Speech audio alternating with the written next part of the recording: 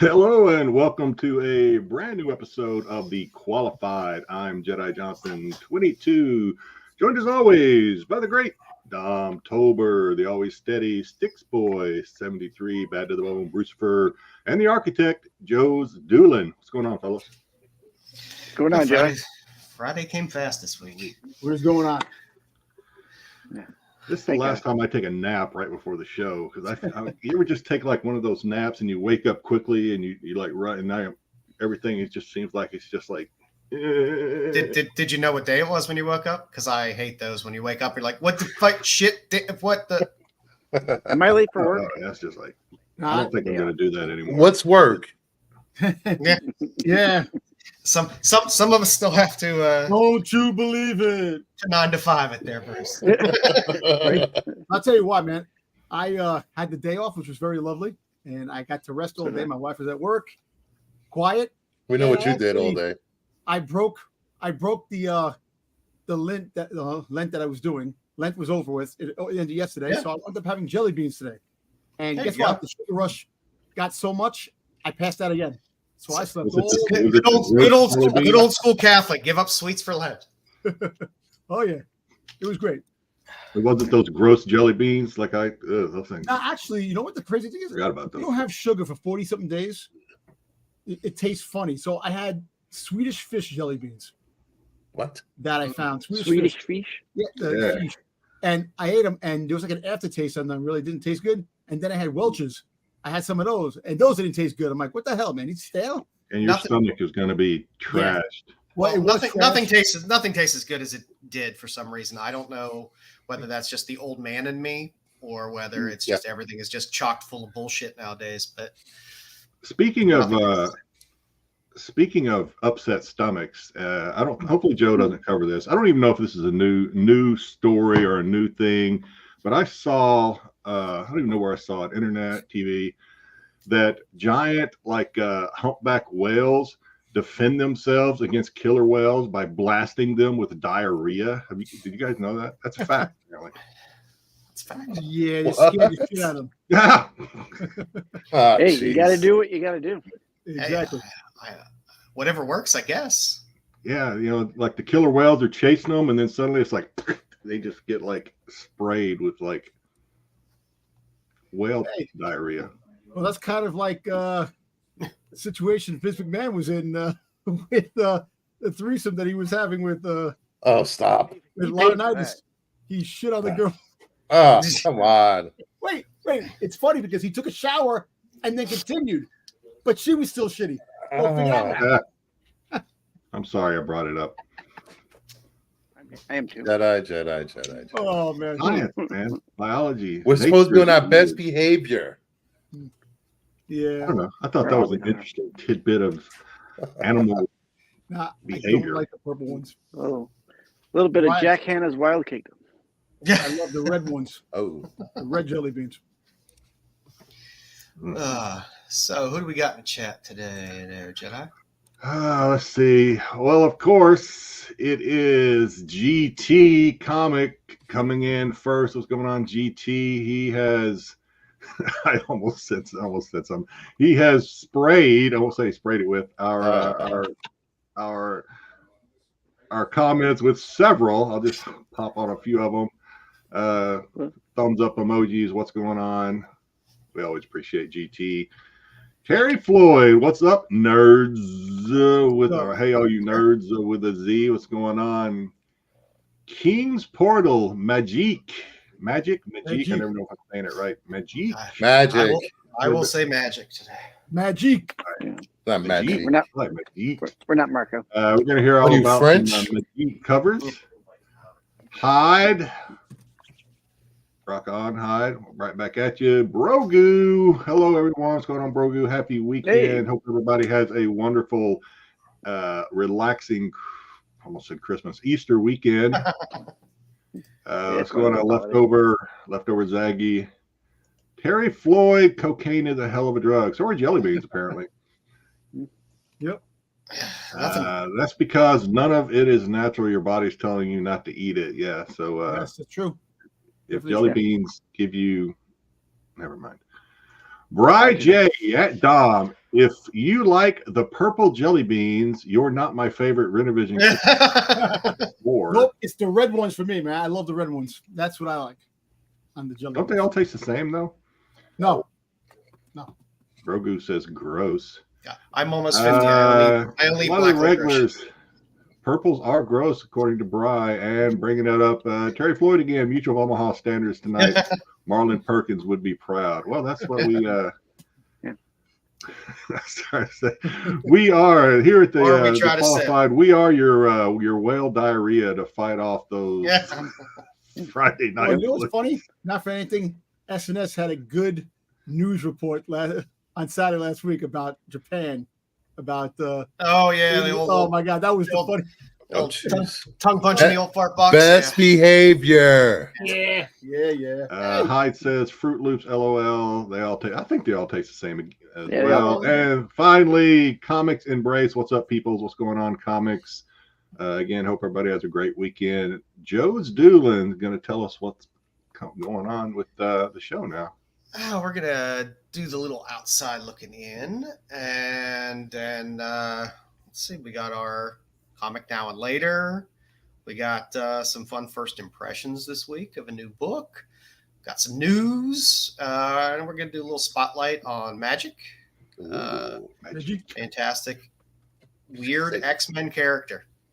Weird character. They've done weird things with her over the years. How she was introduced and aged up and aged down and disappeared and all kinds of fun things. So we'll do that, and maybe a little game at the end of the night.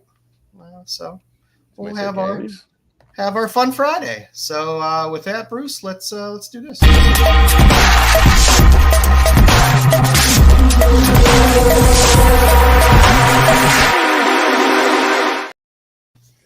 Welcome back to another segment of Outside Looking In. Our first book up is X-Men #4, the first appearance of Omega Red, maybe? Cameo, maybe? I don't know. Volume is up, selling between $20 and $30. That is up from where it was selling before. It was like 10, maybe between 10 and 15. This book exploded a few years ago.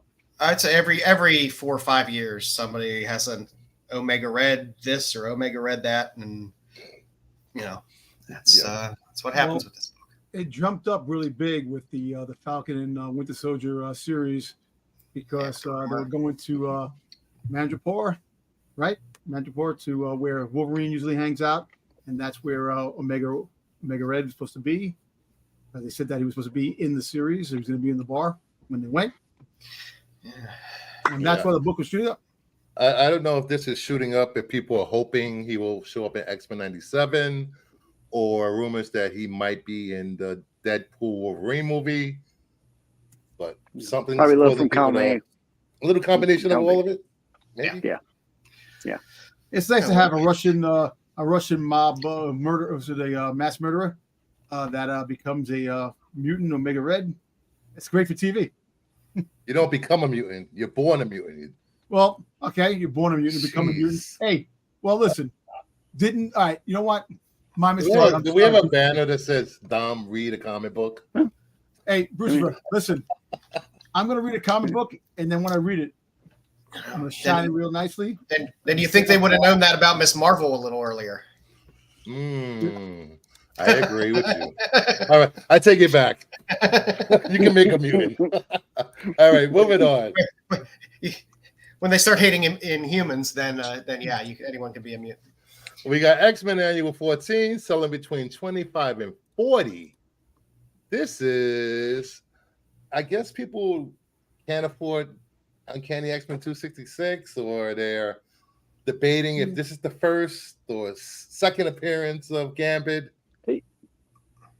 Yeah, I think people are putting all their eggs in the same basket. So it's one of those things when there's two books that are debated all the time. Mm-hmm. The consensus will lead, and the consensus never seems to point to this book for some reason. It's just like Incredible Hulk 180, 181. It's where the herd lies in terms of their sentiments. But those things change sometimes. over time. I really like the fact that all these X-Men books are getting the day in the sun now, because all the speculation, if it's the X-Men 97 that they're showing, and the cartoon, who comes back in the cartoon, who does this, who does that, and you have the Deadpool movie that potentially everybody and their brother's supposed to be in. So, if you have a debate on which one is his first appearance, just get both. Exactly, get both. There you go. I'm gonna say they're both kind of they're both affordable. To be honest with you, I'd never heard of this comic having anything. I haven't read it, but I've never heard of this comic having anything to do with Gambit at all. I had no idea this was in the discussion of the last couple of years. Gambit. The last couple of years, they've been kind of debating this one. Yeah, and this predated, very briefly predated. Right. So is this his first appearance? His first appearance with the crop top that he was wearing in the cartoon? No, I don't think he's showing the old six pack there. Yeah. And I think that's issue 11 of X-Men that he wears the crop top. Yeah, Okay. Playing basketball. he's not showing his box of beignets. Okay. First appearance of the beignet. Yeah. The beignet. Can I get a beignet to go? Yeah, I mean we're gonna be seeing these X books popping all over the place. Yeah. Because number one, you have Morph in the series in X-Men 97. So every time he turns into somebody, it's gonna be, that book's gonna pop for that week. You never know what's gonna pop. So there's a lot going on this cover, but I'm assuming Gambit is not on the cover, right? No. Yeah, so that's The child is Franklin Richards, isn't it? Yeah, Franklin Richards. Yeah. And that's him so next to him. I'm sure that has a lot to do with. I actually was looking at. I thought Power Pack was in this book too. I had to look at the other things in the book. Yeah. Yeah. Is there a magical horse in I there? remember this story. It was a pretty good story. Days of Future Present. It was a good story. Oh, yeah. All right. Next up, we have X-Men 97, number 1, the 1 in 100, around 6 sales, selling between Ratio, and I believe there were 2 sales that were 120, and there was a pre-sale of $200. That's why it's making this list at all. Rogue there giving Poison Ivy on Batman 181 a run for her money. Oh, jeez. Yeah, I like this cover. If you're going to buy a 1 in 100, this is probably a good 1 in 100 to get instead of some other 1 in 100 cough Brucifer. But yeah, this is a nice cover. I wish the face was a little better. The face is a little homage, damn it, homage. The face on this is a little rough for me. It looks like she's hurrying to get to the minivan to get into the car, pick up the kids from school, more than the Rogue that I want in the next one. Yeah, that's one of those faces that you could almost put on any character, like male, female, and it would be like, okay, it'll pass. Well, Dom has that outfit that he wears on the weekends to the gym. Yeah, you're really, really obsessed with me, man. Yeah, I'll show you, man. That's because you're in my DMs every day. Yeah, sure. You're not sliding my DMs. Come on. But yeah, it's like I said, everything X-Men is going to be hot right now. So it's nice to see. Where's the first appearance of Morph? X-Men Adventures. What is it? 1 or 4? Well, I forget whether it's 1 or 4. I forgot what issue it was. I think they also said that technically the Changeling is Morph back in X-Men, what is it, 86? Yeah, Changeling. Yeah. I hate trying to track all that shit down. I mean, some of these characters have been around for so long, or they try to trace it back and be like, oh, this was really this character back, 40 years ago. It's ridiculous. Hey, Rogue is wearing Joe's beard on her head. Jeez. Should wear my beard on her head any day. Behave. Come on. We were given strict orders to behave. No, we weren't. We don't listen anyway, but behave. We were given no such I orders. think maybe only you were given strict orders to behave, Bruce. For the rest of us don't know what you're talking about. Oh, I forgot to relay that order like a week ago. Oops. Wow, what kind of HR director are you? No, the real point is, I don't give a damn.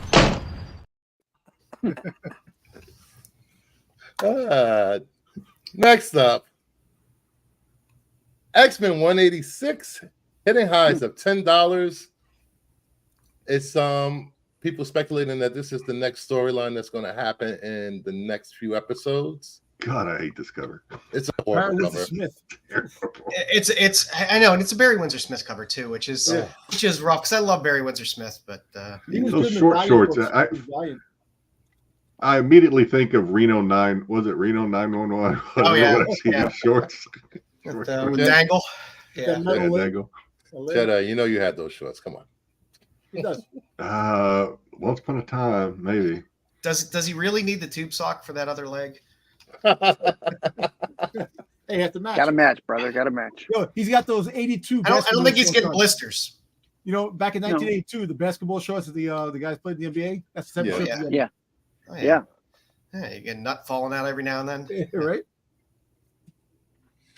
And stuff, and he even has like nice cut off on the sleeve. Going on, rocking it Lopez style. Oh, jeez.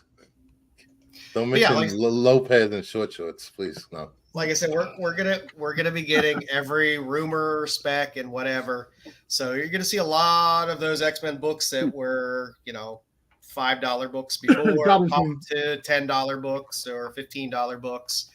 I don't really feel that's probably the most sustainable thing in the world, but you're gonna see those pops. So dig through your old Uncanny X-Men boxes and. If you're showing me your X-Men collection, do not lead with this one because I will. Yeah. Swipe left. You guys are horrible. Next up, I was starting center in high school.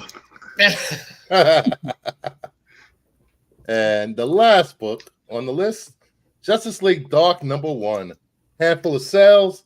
It's up from $10 to $18. There was a high of $28. I guess this is because Gunn posted Dead Man on his Instagram. What was it? Threads a few weeks ago or 2 weeks ago. And so people are speculating on Dead Man. So they're grabbing first appearance in this.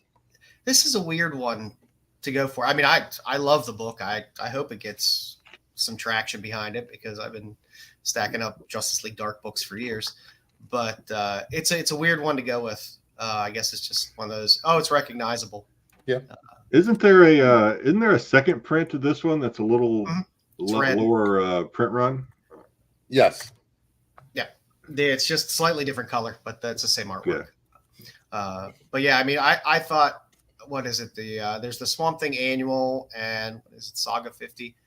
That have like the little cameo, which is in theory the first assemblage of Justice League Dark. Yeah, I think it's 49 and 50. Well, no, one of them's an annual, I thought, and then the other one is 49 or 50. And they came out right around the same time. They both kind of have some of the characters on the cover, and it's kind of the first kind of proto appearance of Justice League Dark. Those are good. Those are good ones to pick up because they are still kind of cheap out there to have. If you're trying to stack and bank on some Justice League Dark characters and stuff like that. But I mean, if you really want to bank on Dead Man, just go buy some Strange Adventures and the Neil Adams stuff because that will hold over time. So. Yeah, people do love this run. Is not the Tinian run of Justice League Dark. The second volume is the Tinian run, which was a good run with Wonder Woman and stuff like that. Yeah, I like that run with Wonder Woman. Yeah, but there are some great covers in this. Maybe because there's a little movie coming out soon. Might not hurt to pick up the Justice League Dark Beetlejuice homage cover. Maybe he's showing Dead Man. Maybe it's going to be an animated series with Dead Man in it. I'm hoping he shows up in Swamp Thing when they do the Swamp Thing series. That would make the most sense and be great. So I'm thinking he might show up in an episode or two of Creature Commandos. That would be great as well. I'd be happy with him showing up anywhere. I really wanted Justice League Dark. I wanted them to do more with these characters. So we'll see. Yeah. Plus that one animated Justice League series they had, which was kind of a Justice League Dark sort of animated series. You had a lot of Constantine in there, and you had a lot of the Justice League Dark characters. That was enjoyable. And for a full write-up on all these books on Outside Looking In, head over to CBSI.com and check out Pete's full write-up on all these books. Till next time. Excellent.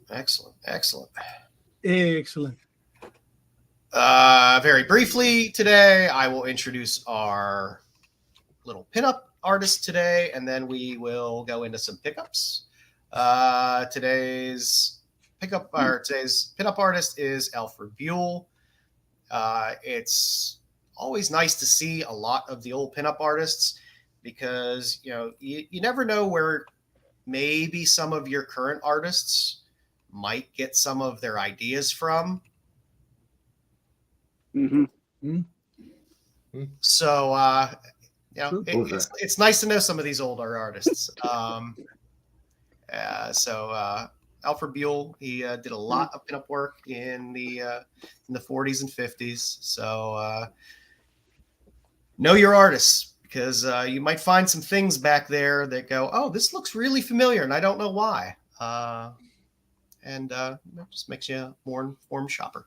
So, if anybody's worried about what to get me for Christmas or my birthday, just give me a Supergirl and Legion of Superheroes 23. I don't think anybody's worried about that. 94, 96. Just saying, if you want to.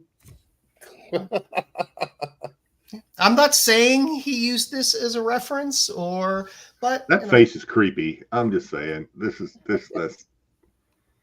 I don't know. If I'm walking in the dark and then like suddenly a face appears out of the dark and it looks like her face, I don't know. That's her face actually reminds me of those porcelain dolls. Those old time. Yeah. Going, hey Jedi. Which you get in a lot of the more late some jelly beans with me, mid-30s. Over. All right, boys. Who wants to go first for their pickups? I might as well. I'm going to be quick. I swear to God, I barely had time to grab anything out of my pile of stuff that I have to show off. Right now, my funds are going elsewhere. We may talk about that a little bit towards the end of the show. So I'm not doing a lot of pickups. Damn right cards. I'm not going to talk about it right now, Tomtober. I do have this. I did pick up some Greg Horn. I did pick up Greg Horn, a Harley Quinn 32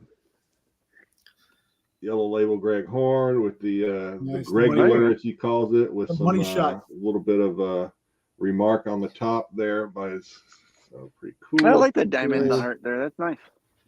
I like the money shot. And then the other Greg Horn, not a fancy signature on this one, but it's still a pretty cool cover. Another foil. No, actually, this one might be metal.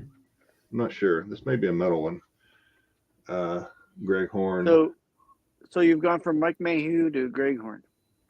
I've always been Greg Horn. He's just Greg Horn. Mike Mayhew started on Whatnot long before Greg Horn did, or at least it seems that way. So I've collected Greg Horn ever since I met him. He's a cool dude. That's all I got, by the way. Take me down. Yeah. Tom? A couple. I got maybe one or two things. Let's get you up there, buddy. Once the computer starts to respond for me there we go. Yeah, maybe eventually when I get enough patches, I can get my damn denim jacket patched up. I just got this new Boba Fett patches. We don't need no stinking patches. Yeah, patches. I got a whole bunch of them that I need to get this damn jacket done before I go to the cons. I got the Fan Expo coming up in May, so. Little boss got that. There are patches in a movie. Who am I thinking of? You're gonna be dropping panties left and right, and your jean jacket covered in Boba Fett patches. And look, so I was going through stuff again. I actually found this, which is kind of crazy. They have these virtual runs that I never did when it was like in the pandemic. So I was able to get a virtual run medallion near the fourth. Oh, there you go. Fourth run. Turn that into a belt buckle. See? Put a clock on that. Put a little clock on that. Walk around like Flavor Flav. Like metal as shit, man. Knock somebody out with it. Yeah, there you go. Thank you, Cosmic. Patch Adams. Hey, so I was going through some figures. That drives me nuts. This one of the old Clone Wars vintage line, Durange. Oh, nice. Oh, dude. They Yeah, gotta bring this Dirge. guy to the screen. Come on, live action. He hated the Mandalorians. He hated the clones. They should have him as a villain, man. And they didn't do him justice in the comic books. Come on, bring him to the damn live action. That's it. I don't have a lot of shit. All right. I got a couple got- things if you want. Yeah, I'll throw you up your sticks. Yeah, I got a couple things that'll show up.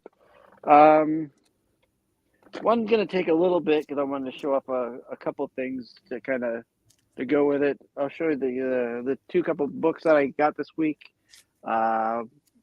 SDCC Booster Gold #1 foil. Nice. I know you love a that. booster gold. Yep. I'm a Booster Gold guy. Yeah. And then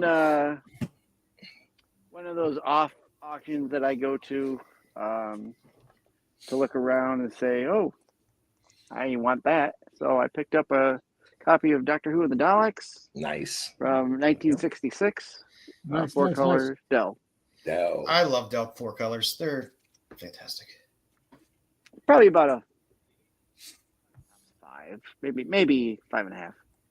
But it's nice. It's probably as good as some of the other ones I've got. You should press it with your iron. Just iron it with an iron. I mean, with a lot of those Nothing. old Dell books, they're all beat to shit. So Yeah, they are. anytime you find something mid grade, it's a score. Yeah, it's pretty decent. Now I picked these up. This is nothing new for me picking up, but I got them off of not Whatnot. I got it off of Mercari.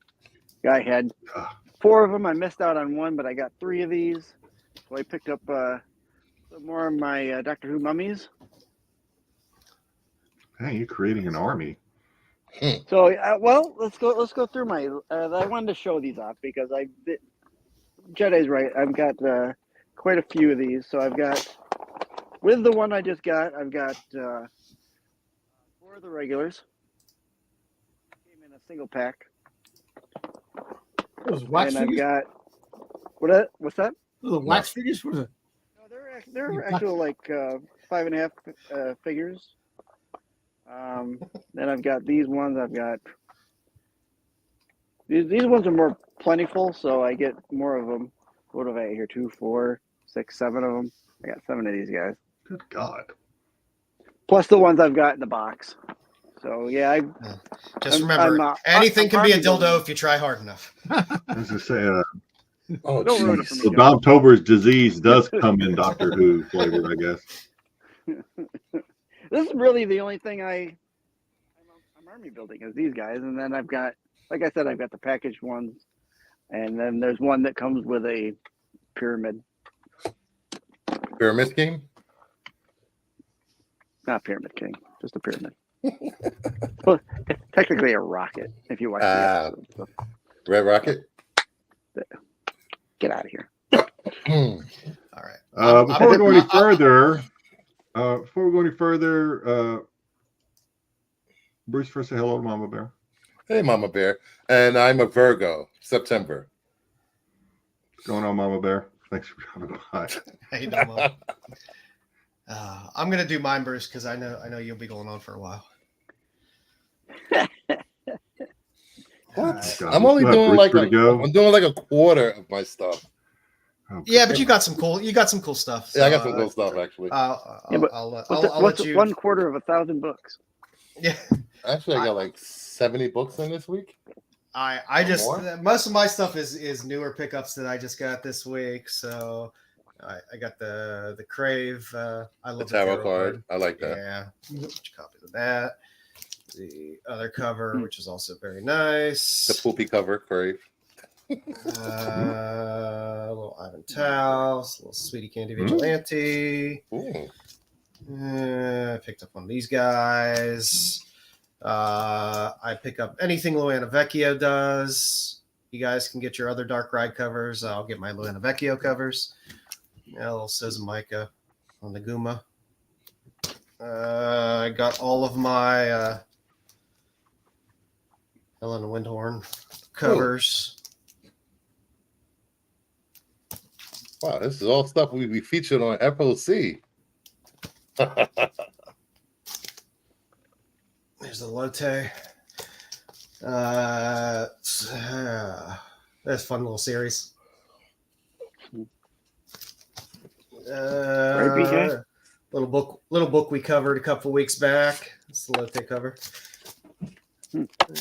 Some Birds of Prey. Some more says Micah. Some more says Micah. Some Jeff DeCall. Red Light. Erotic Film Homage. Red Light. I love these. Very nice. I got Shutter Magazine. Nice Frazetta cover. I got the old First Night, the Aspinall cover. Nice. That cover's amazing. I think they're going to make that the second printing. Yeah. It's also Tula Lotte. This is Lieber Mayhew's book, Vicious Circle. Mm-hmm. And last but not least, everyone loves a porg. No, not me. Not all of us. That's not Nubs. That's not Nubs. What's that? It's a freaking goddamn. I don't know why. I keep buying Star Wars Insiders. I have stacks of them. Don't really even want them anymore, but I just keep buying them.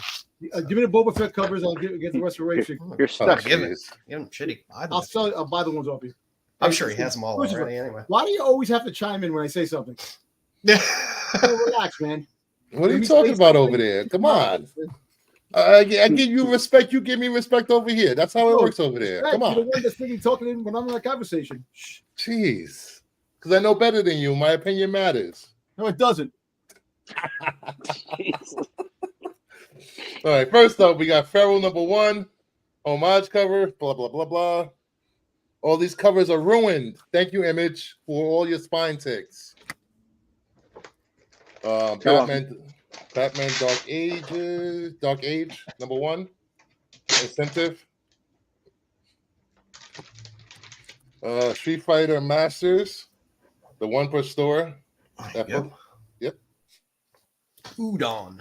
Ooh, I forgot what this is. Is this Edge of Spider-Verse? Maybe. I don't think so. I hate version covers. I know. I always forget too. I was just looking at the Mary? cover. It's a Black Cat cover. Is that Mary Jane Black Cat? Yeah, you keep putting in the Yeah, light. I think it was Mary Jane Black Cat. I hate this light. Turn it off. You got too bright light Yeah, there. you look like you're in You got the it on too, bright. Are you on the sun?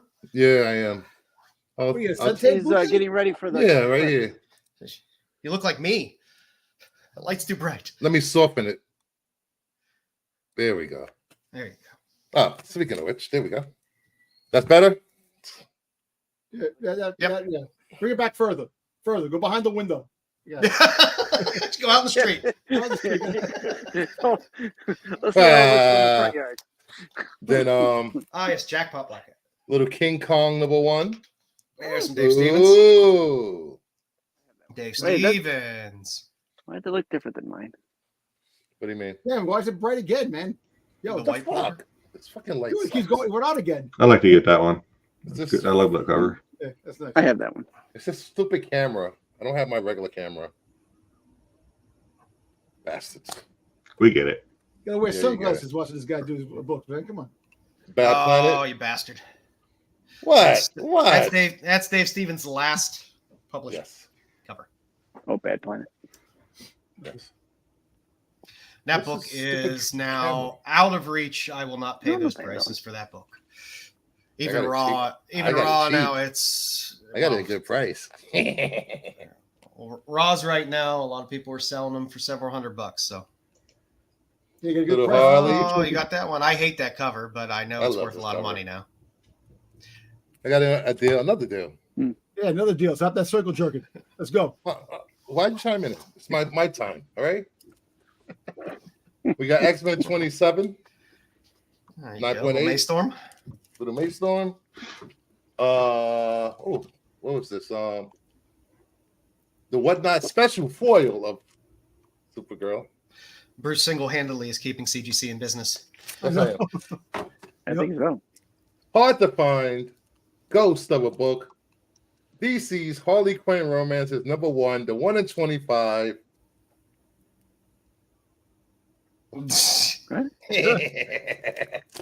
It's a ghost. It's the 1 in 25 on a $10 book. And then we have the second printing, 1 in 25. Hey, Trinity. A Wonder Woman 800. I picked up a bunch of those. I love that book. I like Trinity, and I think they're going to do a lot with her. I think it's silly not to pick up tons of those right now, whether they're cheap. Got Spidey Super Stories 31, Star Wars homage. I love that. I like that. I love all the Electric Company Spidey Super Stories books. Yep. Right. Yeah. Especially if you can find them in higher grade because they're normally beat up. I actually graded at my El Gato Negro #1 graded. I'm missing one issue. Right? Did you actually go buy that book and then go get it graded, or did you dig it and find it? It was $38 when I got it. Now it's $100. People are asking for that book. Well, I hope you sell it fast. I am going to sell it. It's going up for a Raz. I got Captain America #1 newsstand photo variant. They cheated me out of a 9.6. They gave me a 9.4, but that's not bad for a newsstand from 2011. Somewhere AOA is very happy right now. Yeah, he already hit me up on Instagram. Then we have. I love the photo covers. As well. Those tend to be hard to find. And then once I saw this on Pete's Ghost video, I dug mine out. Batgirls #6. Is that the 1 in 25. Yeah, Gonzalez. Yeah, Gonzalez. I love this cover. So that wasn't even really a pickup. You already had that. So that doesn't really count. This does count. If I sent them to CGC and they got graded, what do you think this is? Come on. You already had it. Whatever. I don't. And then my damage drawn #1, 1 in 25. Got a 9.8. I don't know how I did it, but I got that top stuff out that was on the top of the book. That's good because those were a little banged up. There's only CGC's really fool themselves, giving all these fake 9.8s and 9.9s. There's only 8 of these listed on 9.8. They just got tired halfway through Bruce's stack of books. They're like, fuck it, it's a 9.8. 9.8s. I know we're gonna have to start. We're gonna have to start limiting Bruce's pickup time here. This is well, if Dom stopped talking, I can get through my books. Hey, why am I stop talking me? And then I won this from a Raz. Well, here we go. Of course you did. Next, Yeah. I have another copy of Nick's 3 and 9.6. I did love that book. Seduction of the Innocent 9.2. There you go. So I got one of those around here somewhere. Yeah, I never get any of my Oh my Steven God. stuff graded. I guess I should have You at should. some point. Cheval Noir Is this? #1 9.6. Is this one Stevens as well? 9.6 is a nice Yes. grade on that book. Yes, it's All right. Stevens. No, I'm Because- actually, I got a book Because here. usually it has some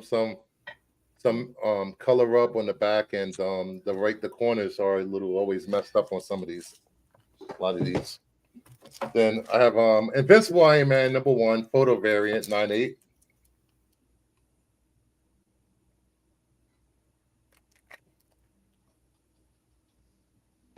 And last book,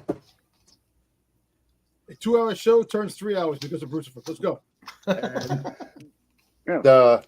the main course, the dessert of the group.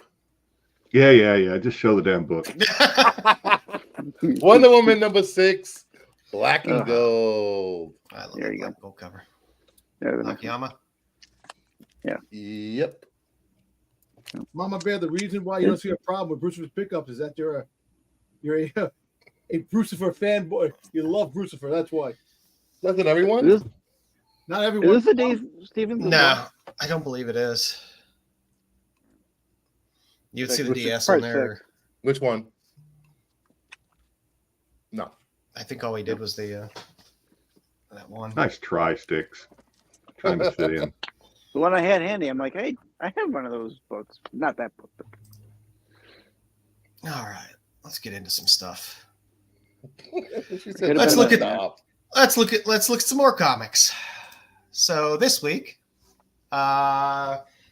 my personal choices.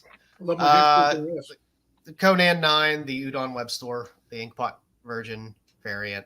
I love that book, even though I bought more copies than I probably should have. I don't care. I love that book. I think it's a beautiful. Someone got slap book. happy on that.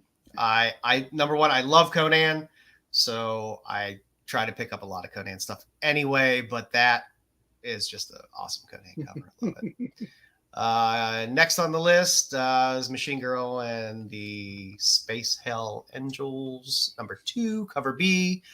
Is that how you pronounce that? Angels?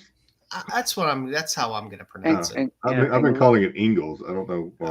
I'm a fucking idiot, so I'm sure I'm wrong. So you may be right. I have no idea. Is it Hell Ingalls? Ingalls, right? And this is the book that we will be taking a look at tonight for first impressions. The number 1 of this. So yeah, the number 1. So I'll just say this, but not to get into too many spoilers from our book review. I'll just say this comic has good covers. Yeah, there's some Mercandolfo covers, which are nice. And last but not least on the list, La Muerta Devious number 1, Joel Gomez Wonder Woman homage variant, which is an homage of the great Brian Boland's Wonder Woman cover, which was 92 or 93 Wonder Woman. 93.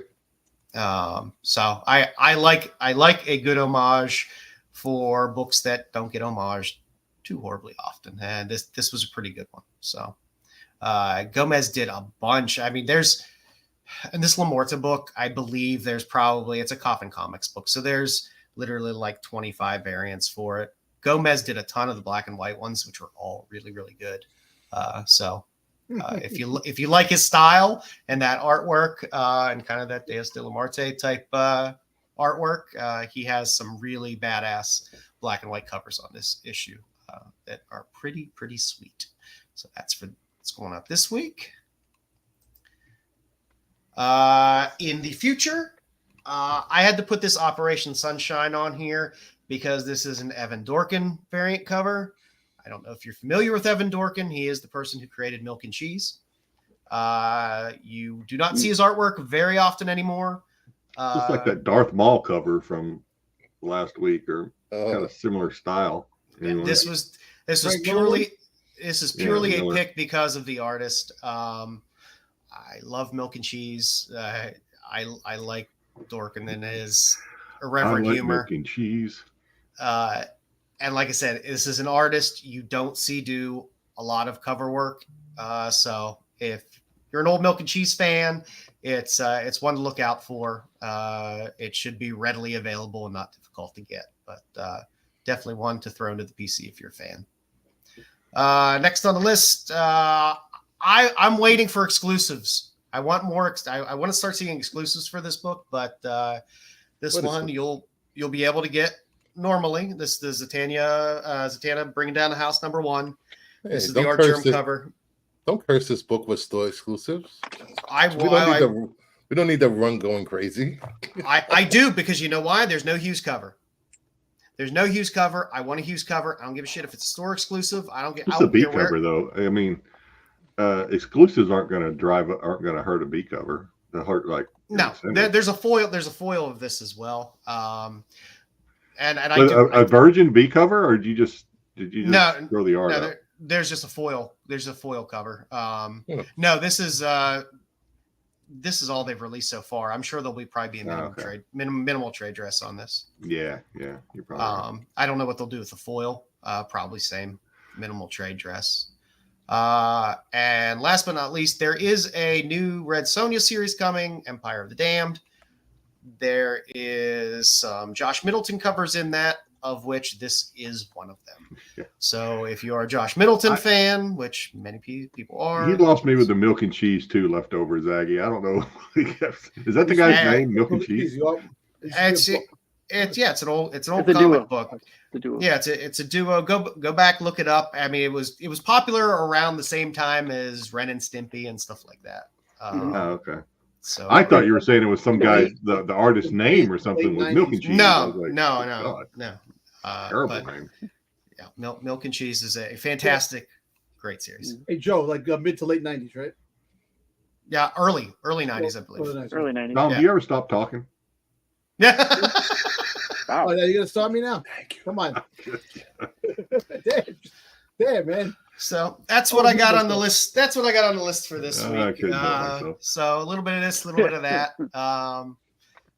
It keeps getting harder and harder because they don't put out as many pictures as I need of some of these previews, and I'm already getting into stuff into June and early July for some of these books. So hopefully those previews people and those companies will start getting some promo art out for some of these covers. Yeah, let's do some news. Hey, I got a question though before you and I don't know why this popped into my head because it has nothing to do with the news this week, although I don't even know what the news this week is, but I was thinking about your cover slide for this segment, and I was getting a haircut earlier this week, and I was thinking You did? about how different people get haircuts. So I don't know who gets who. I don't know. Styx and I may be the only ones that get haircuts out of the four. I mean, you guys. What? What? What? Bruce for Who's the Bruce good probably keeps this short. Well, we don't know if You Bruce cut has your- a head. Oh, there we go. Okay, yeah, Bruce just keeps it short. So do you, when you're getting a haircut in like a barbershop, like I went to the barbershop on the Navy base here where I usually go, Oh, no hat. and you get some barbers that like to talk to you and some barbers that don't. Do you like to talk when you get Nope. a haircut, or do you just leave me alone to let me enjoy the head massage that you're giving me right now? What? A good Well, barber you know, the will little, randomly talk a little bit, but I don't know. Well, I used to go to two different types of barber shops because I would still go get my the beard trimmed up and stuff like that. Sometimes I like nice little pot shave, whatever. The old school, I used to go to an old school Italian barber. It was in a walk down little basement. The room was maybe about 5 feet by 5 feet. Had pictures of Sinatra all over the place, an old TV from the 1950s that never worked, and he would talk the whole damn time you were in there. a bloody straight razor on the counter. What? But then I used to also go to a Vietnamese barbershop, and they would never talk to you. They would just you tell them what they want, and then it was quiet the whole time, and it was great. They get the hot towel, It's get everything. weird. So When I get a haircut, I don't like to talk. Just give me the I don't haircut. The clippers vibrating. It's just not. It's just soothing. it's like right? it's like being at the dentist. Yeah. Hey, I don't want to talk. You just. I just want But to the get through weird it. thing is, when I here comes Dom. I know Dom's going to say something, or Bruce first. Whoever gets in first, you're going to say something. When I get a massage, I'll talk during a massage. Oh, I will Like, not talk during a massage. I do not. I'll talk. Like I get like an hour massage, and I will talk the whole time because I always see the same massage therapist, and it's like she's like my psychiatrist. I just I just can't. talk about everything from like food to movies. Wait, to, they do all we of talk this about at all kinds super. They do all of this at supercuts. I can't do No, that I for a go massage. somewhere different for massages. No, When you I get do go to Supercuts, though. when you get a massage, do they do the what's your pain tolerance low 1 to pan. 10? Yeah, they'll ask me, "Are you okay? Are you okay?" And I'm like, "Yeah." Now listen. Yes. I'm a tough guy. I'm not gonna let them know some chick is like killing me. That's why I don't like talking during massages, because when they say what's your pain tolerance 1 to 10, I'm like 10, and Yeah. because I want to go get a real massage, I refuse to talk because I'll be saying something and I'll be like, oh well. And they're I don't wanna like do grinding your head down into that little like Yeah. thing What? over your face. And you're like, I don't know what's going on. I tell them where they have to massage. obviously, Bruce first never got a massage, or at least not Hey, a Enrico, legit welcome. one. What? And I tell them where to massage, and then I just shut up. I have them talk, and the hardest part is my freaking calf. The My calf hardest always part. hurt the most.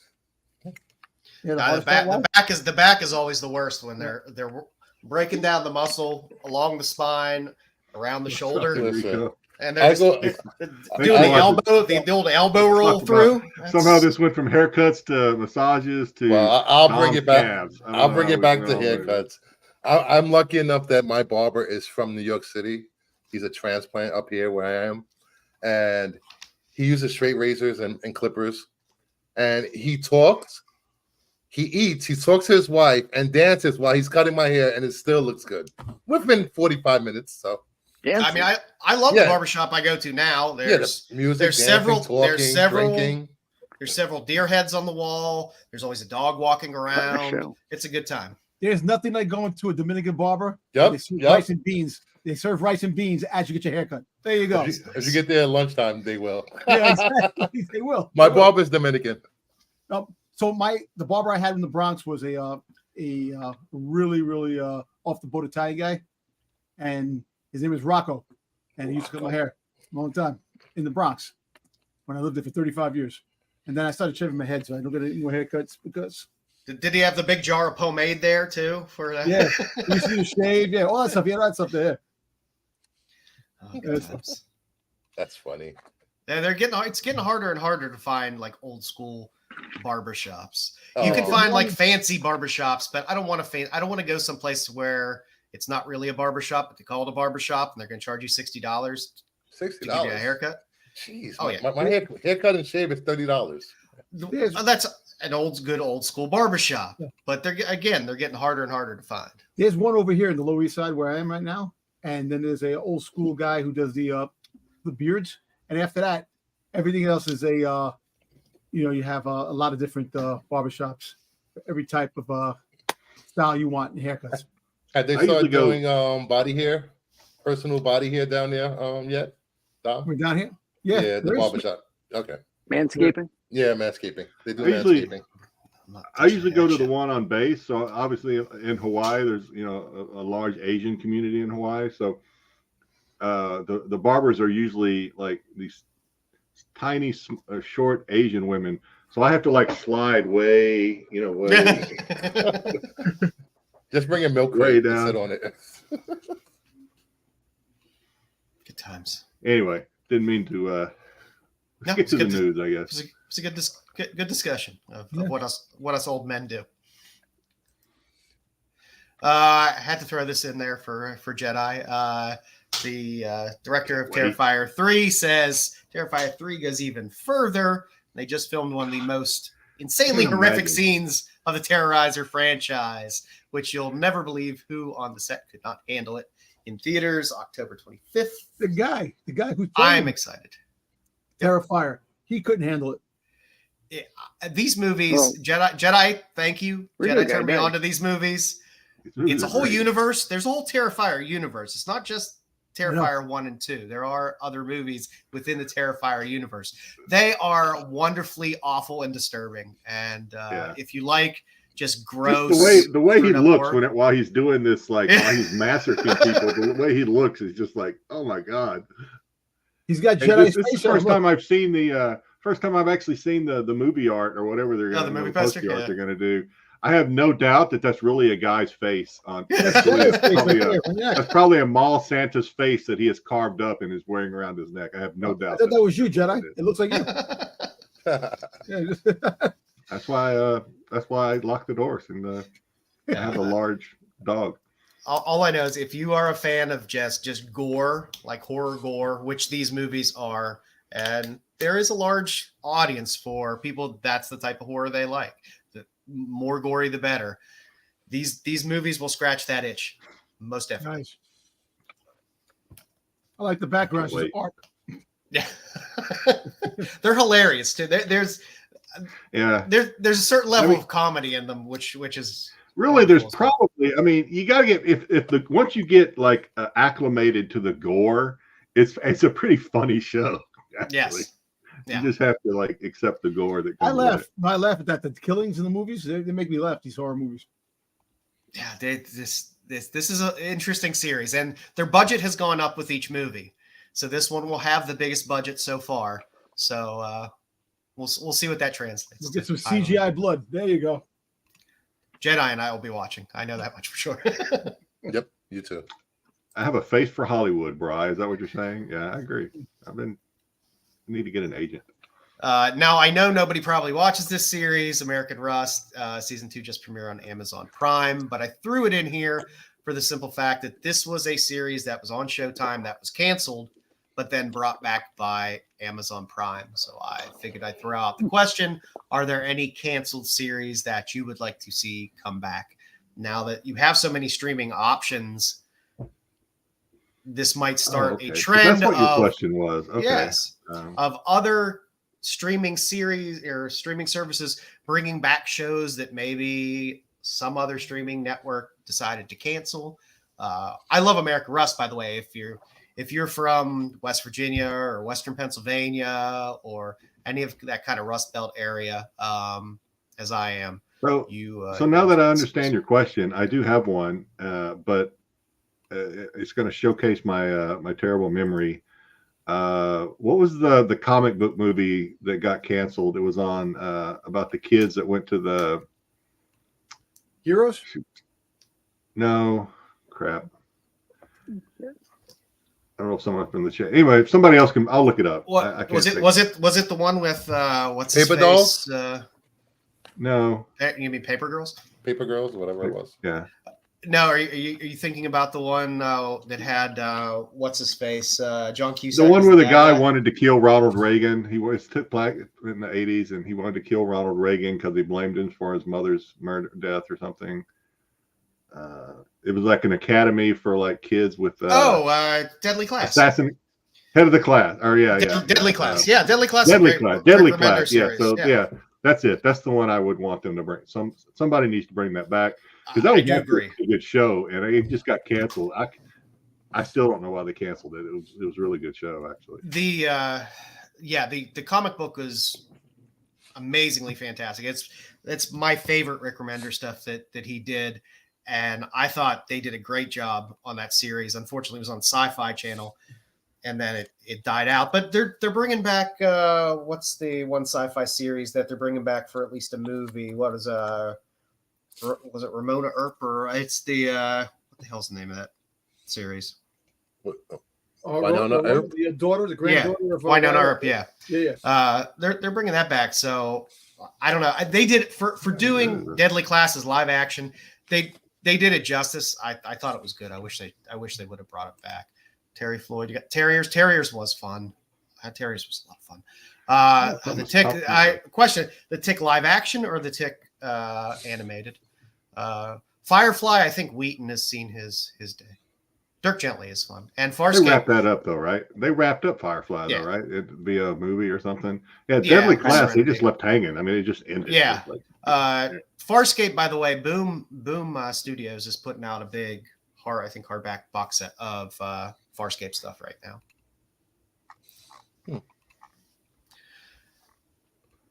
Anybody else? Anybody else have something they'd like to see? I like to see the Tomorrow People from CW. That was a good show. They were kind of like mutants. It was around the time that the Arrowverse first started. It was Steve Amell's brother was the star of the show. It was really good. The Magicians from the Sci-Fi Network. It was like an adult Harry Potter with drugs and sex. It's a great show. I like some of the old. I liked when they were the WB. Yeah. Like I love the original Roswell series. They tried to bring Roswell back, and it sucked huge ass. Dom wants them to bring back Book of Boba Fett. Yes. Better Off Dead. Better Off Dead was fun. Not gonna happen. I would like to see. I'm really amazed they haven't tried to do anything with Farscape though. Farscape seemed like it would be a perfect series to come back and do a movie or something like that. There is a huge following. Are both seasons of this on Amazon Prime? I didn't even check because I just started watching season 2 today. I didn't even go back to see if they had season 1 and carried it over. But season 1 was on Showtime. It's a good, gritty, kind of true crime type show. So definitely Firefly is a good show. It's another show. Yeah, Firefly was fun. I think Joss Wheaton. I don't know if he'll have a redemption arc or whether he's done. We'll see. All right, you wait long enough, people forget. Yeah, but he's a pretty big piece of shit. So I don't know. So was Robert Downey Jr. until he turned his life around. Yeah, but he had an excuse. He had an excuse how he had some excuses. Really? Oh yeah, I had drug problems and stuff like that. Joss Whedon's just Not an naturally a excuse piece for of being an shit. asshole. No, it's not. But Bruce Joss Whedon was just all straight around up. an asshole. What? Straight up. You're the biggest asshole. Yeah. I never denied that. There you go. Fuck. Wow, he's like that was a secret.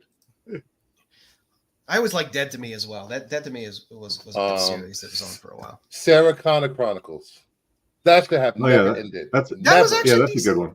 That That's was a good one. show. Yeah. Yeah. Yeah, I hate when they cut them off.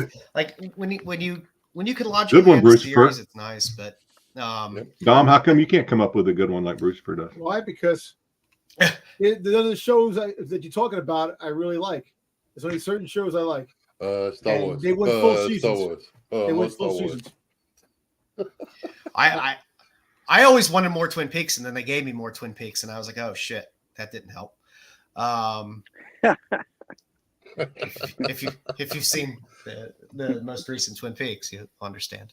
You know, we could say Hannibal, Raised by Wolves. You could say Hannibal ended perfectly, You and they think left so? it open. It I ended want perfectly and I beautifully. need another season. I will take as much of that because that is my favorite show, hands down. My wife and I both. I got Hannibal posters and fan art and stuff all over my house. That series was one of the best done things, and it was done on NBC, which was insane for how good that series was. It was done on NBC. You know, what was that show on HBO that got canceled? That was really good. It was expensive as hell. Rome was really good. Yeah, Rome was great. Yeah. Alrighty, moving on. They caught the guy. So any of you Michiganders who shop at Nostalgia Inc., they were robbed this past week, and Jackson police officers have arrested a suspect. So somebody basically smashed the window of the store, came in, grabbed a bunch of crap, and ran out. So there you go. They also ended up catching, I think, somebody in Bucks County in Philly had gone in. I think it was 2 people came in and assaulted somebody that worked in the store and stole some stuff.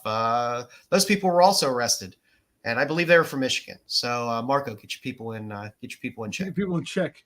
So just shout out to our brick and mortars out there. That's not a goddamn easy business to be in. You know, so it sucks to see these people have something happen like this, but I'm glad there was a quick resolution. Carry firearm, blow these motherfuckers away.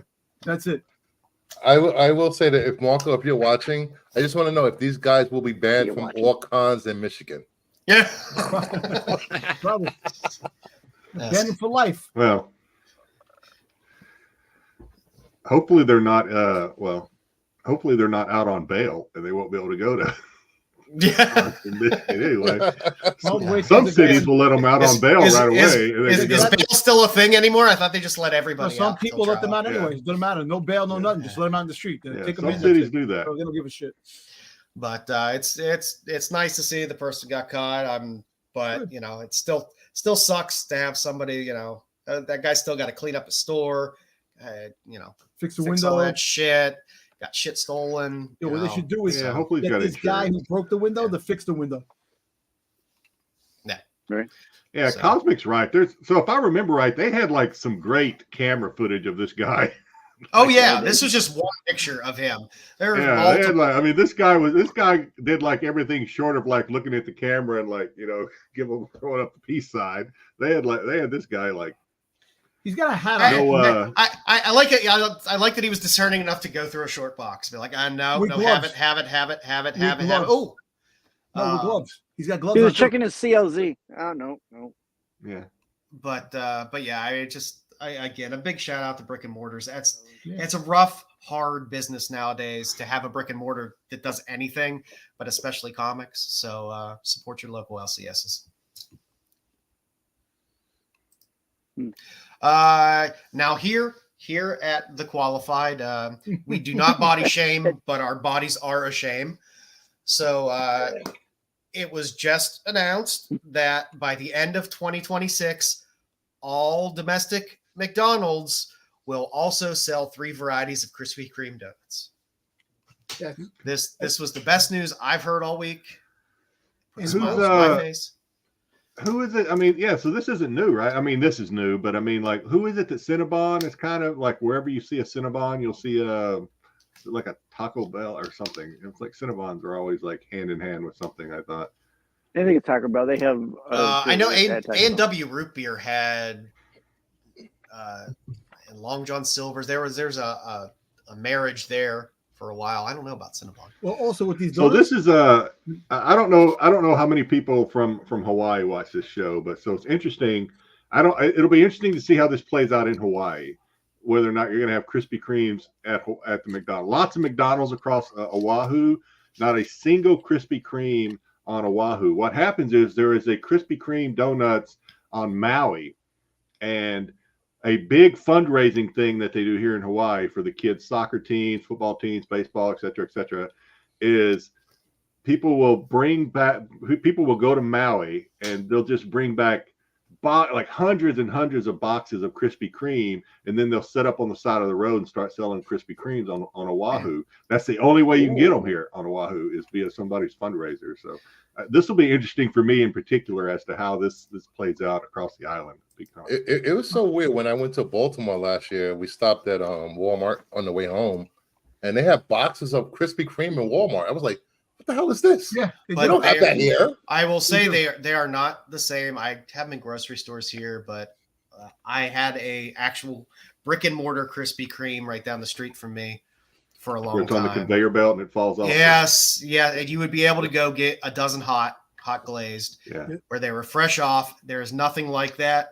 So wherever else you buy them, it is not the same. You could throw it in a microwave and pretend and close your eyes. It is not the same as getting a hot Krispy Kreme donut from Krispy Kreme, but they are still unbelievably awesome donuts. Yeah, I know a few people on this channel that's going to try to go in McDonald's and order a Big Mac on 2 glazed donuts. that's what I was No, trying to people say. will be making them. I'm sure people will be making them That's what I was themselves. gonna say. Let me talk. It'll be right down there on the dollar What menu. do you mean let you talk? You always I was talk. about to say that you're gonna have special burgers you can put the donuts on. That's the reason why. Why are you trying to steal my idea No, right here on the your show? idea. Come on.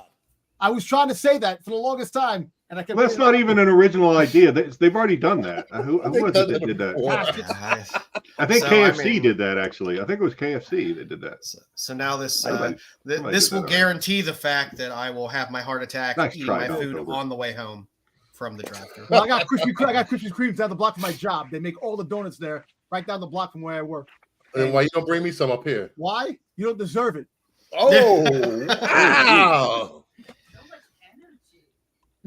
So much energy. Hey, giggles. That's all those jelly beans he ate today. Yeah, you can't be too picky around here, Brian. You got to take it wherever you can get it. Yeah, but supposedly they will be doing this at all of their locations. So But this not is not a all, regional thing or whatever. It's going to be Not everywhere. all the types of donuts, just 3 donuts. Yeah, of just donuts. just A three glaze. varieties. Yeah, just a glaze and then 2 sprinkled, the vanilla and the chocolate. I think. It's That's right. if you go to Krispy Kreme and eat anything other than a hot glazed donut, you're a moron because that is it's like going to a burger place and ordering a hot dog. You get what's the best thing there, and for them, the straight up hot glazed is the true donut. Yeah, the hot glaze is actually. All right. They basically just dissolve in your mouth. They're glorious. Like If you- love it in your mouth. If you want all kinds of weird donuts, there's duck donuts if you're here on the East Coast. What the fuck? If you've ever been down to the Outer Banks, they have duck donuts, and I'm they sorry. have That's the locations name all of the over. shop. Is Duck Donuts? Yeah, it's Okay. All 'Cause right. it No, start- just need to clarify. Just need to it clarify. started in Duck, North Carolina, near North Carolina, in the Outer Banks. What And about now voodoo they donuts? have franchises. Well, they dip at Duck. They dip them for you, so you choose what you want. They dip the donut and do them. So you're basically getting custom dozens of donuts. But I'll stick with a hot glazed any day from Christmas. My wife just said the lemon filled donuts. We went to South Carolina in Walmart. They had the lemon filled donuts. Or the fillet of fish, which is even worse. Ooh. Fillet of fish.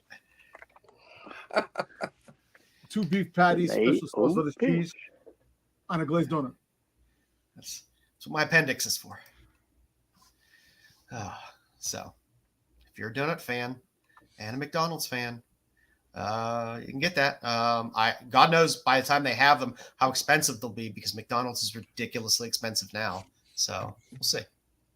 Yeah. You see Five Guys? The freaking donut, how much they charge the burgers for? $12 a burger? Oh, yeah. And Five Guys? 12. Yeah, Five Guys is getting a little ridiculous. That McDonald's Five Guys 14. started around me, so I've had It's Five Guys for a long 15 time. for a cheeseburger here. That's crazy, man. For a small fry, a drink, and a thing, it's like $20-something. That's nuts. Well, that's the way it is all over. Jeez. Jedi shot me this news story today, which I thought was kind of funny. Some animal lover thought there was a injured hedgehog. So This is beyond dumb for me. I mean, this almost sounds fake, to be honest, but it was all over a lot of the news channels, and of course, it was all over the internet. This animal lover finds what she thinks is a hedgehog, an injured baby hedgehog, and takes it home and puts it in a box and offers it food, and Has to be it fake. just lays Come there. on. So she gets so worried that it just lays there that she takes it to the vet to try and heal it, only to find out that it's what do you call it? The toboggan. Those little pom-poms? Pom-pom that goes on top of a winter cap. I thought it was a tribble. Freaking A cocaine is a hell of a drug. Triple. This, I would beg that veterinarian not to tell anybody if that was me. I mean, I would, but please don't. I mean, maybe this lady already had a reputation of being an idiot. Maybe she just doesn't care. But oh my God, are you freaking serious? It sounds made up, but apparently it's not. it's amazing what people do. There's some really, really dumb people out there. So, although I mean, I guess I wouldn't know how she got it in there. Like, I can understand if it was somewhere and you're just looking at it and you're not getting close to it or doing anything. And but you had to have put it in that box somehow. You had to have picked it up. Yeah, somehow. Well, I guess my question would be: if hedgehogs are even, like, it must be a hedgehog. So this was this was actually in the UK though, at least, so we don't have to swallow this one as Americans. This was this was in the UK. So this is on our Americans just drink bleach. On our dentally wasn't one of our dentally one of our brothers idiots. across It the was somebody sea. else's idiot. Yeah. Somebody else's. Yeah, okay. Yeah. Fair enough. No meat. I don't understand, BK. No meat. That's just that's a bridge too far. If God didn't want us to eat meat, he wouldn't have made it out of food. So if you were the veterinarian, would you have played like a major prank on this lady and been like, and just ran up the bill and gave her a bill for like $500 or pounds, whatever it is. It's just like you probably did anyway, because they came probably into did. the office. I would be pretty good. If I were the vet, I would be pretty good natured about it. And just like, unless they woke me up in the middle of the night and called me in for some dumb shit like this, then I'm like, you're getting a bill. You're getting a bill if that's the case. Oh man, nuts! That's crazy what people do. Agreed. Louis Gossett Jr. passed away. Never 87 say. years old. Very sad, but he was 87. He had a good full life. He won an Academy Award for his role in Officer and a Gentleman. Yep. I believe he won an Emmy for Roots. I love him in Iron Eagle and Enemy Mine, but he had a great long career. He was in the movie. First movie I remember with Lou Gossett Jr. was I brought this up before. My mother, for whatever reason, used to take me and my brother to rated R movies when because she wanted to go see them, so she would take us with her. And she took us to see The Deep. Anybody remember that movie, The Deep? Yeah. Oh yeah. And I think Lou Gossett. I mean, I know Lou Gossett was in there. I think was he the guy that got his head bitten off by a giant eel or something? It might have been. But I think that's probably my first Lou Gossett Jr. movie. Not that certainly not my favorite, but I think it might have been my first. I saw Iron Eagle at a drive-in as a kid. I still remember it to this day. Back in the old days where you couldn't tune your radio at a drive-in, you had the little speakers that you had to pull up to, and everyone would just sit out on a big blanket outside your car or whatever, or inside the car, and all the parents would sit in the car, all the kids would sit outside and watch it. It was a great movie. Chippy. Yeah. Enemy Mine was a great movie. That was a great movie that he was in. I loved Enemy Mine. Yeah. It was, you want to know a fun fact about Louis Gossett Jr.? So when he was beginning acting, in his beginning time of acting, he was also an athlete. He was offered a tryout with the New York Knicks. The day he was going to the New York Knicks for the tryout, he got offered a role in a Broadway play that paid $700 a week. He took the play and didn't go for the audition for the. How tall was he? He was tall. Yeah, so I just found that. Actually, just found that out. I was like, wow, that's kind of really interesting. Look it up, Lucifer. I will. Well, he will be missed. Yeah, but like I said, 87. Nice 6'4", long fulfilling life. Yeah. Good old Chappie. And don't forget Iron Eagle 2 Aces. Yep. Oh, how could we?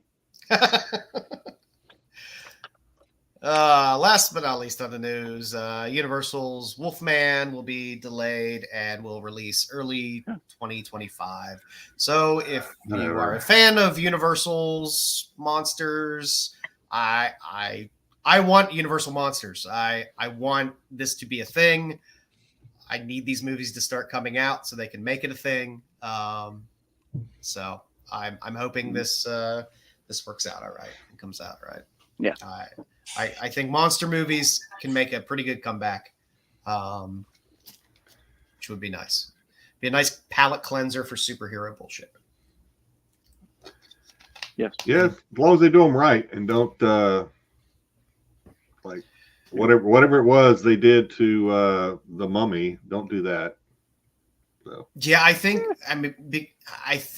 what they're shooting for these is more of the original feel of what a monster movie is. The one-off. Versus the Buffy. I agree. Yeah, versus that dumb shit that they did with the Mummy. If they didn't come out and say, "Oh, we're gonna have this big, huge universe," when they created the Mummy, and I think it would have went over better than it did. Yeah. If they just said it was it's a one-time movie, maybe after it plays in the theater, say, maybe we'll expand it. Do that. I can't remember what was the last good. It was more than that. What was the last good werewolf movie we've had? I mean, Underworld had werewolves. Twilight, but Twilight, I guess. Was it Twilight? No, he said good. He said good. What is that? Was good on the train with the werewolves. That was good. That was amazing. I've said it 3 times already. Twilight was the last good one. Cursed. Yeah. I mean, it's Cursed. I will not be ignored. Yeah, that was a TV series, though. Cursed? Yeah. No. It was with Joshua Jackson. Oh, sorry. I was thinking about the most recent one with Isla Fisher. Which Oh, was a yeah, TV Dog series. Soldiers. I forgot about that one. Bad Moon. There was one on, what was it, MTV? Pretty good. You know, What do you mean, Mama Bear? Those weren't werewolves in Twilight. What were they? No, and I know we've had we've had TV series and stuff like that, but have a good big budget. You know, it's funny you said movie. Perp did a whole stream about werewolf movies today. No. Nice. Yeah, he did. I'm talking to Mama Bear. Those weren't they weren't shapeshifters. Yeah, they were shapeshifters. They weren't werewolves. What? Yes. Stop it. Right. She's right. 15-year-old girl. In I ain't Twilight? buying it. Yeah. So they can only shapeshift into They're dogs. still crappy. Yeah. They thought they were werewolves, but they turned out to be shapeshifters. I didn't throw it in here because I just found it to be Trust in boring. Mama Bear. But since They we were got ripped talking off. about Twilight, See what you did, Jedi? the girl from Twilight, what's her name? I don't know why I just spaced on her name. Shitty McShitterson. not Shitty McShitterson. What the hell's her name? She's in that new movie that just came out. Stewart? Yeah, Kristen Stewart said that she would never be in a Marvel movie unless Greta Gerwig was directing it. It's too much of a shit show. So How pompous. that was news this week. She's still living off that Twilight money, apparently, because I guarantee you, if they offered her enough money, she would do it. Yeah, I enjoyed her in Panic Room, but that's Yeah, she was good in that. but that's and well the movie she also did with Dakota Fanning about the Runaways with Joan Jett. That was good. But outside of that, so that's something. Well, that's news for the week, boys. Jedi, it is on you for the not comic sale of the week. That's not a comic. Sell of the week. So Cosmic DM'd me and gave me some kind of vectored me in towards what he was talking about for patches. I still think I got it wrong, to be honest with you. But we'll keep trying. But we are talking about patches this week. He was talking about when he DM'd me, he was talking about NASA patches, but I think he was talking about NASA patches as they had to do with the Stranger Things movie, maybe. But it did get me going, and I landed here. So these are official Apollo or NASA crew patches, I guess you would call them. So the first one is a little more Mission than that. patches. It's so it's mission patches. The first one is the U.S. flag and mission patch for Apollo 10. These patches were actually on the moon, apparently, at least according to the listing. They have been framed and signed by the astronauts of the mission. The signatures have not been authenticated, but it still went for just under $5,000. Send it to CGC. I think these are good. I think these are good just how they are. But yeah, this sold in late March, just a week ago, for a little over $5,000. Pretty cool. Get this. Yeah, that'd be a cool thing to have up in your cage. Any of that NASA cave.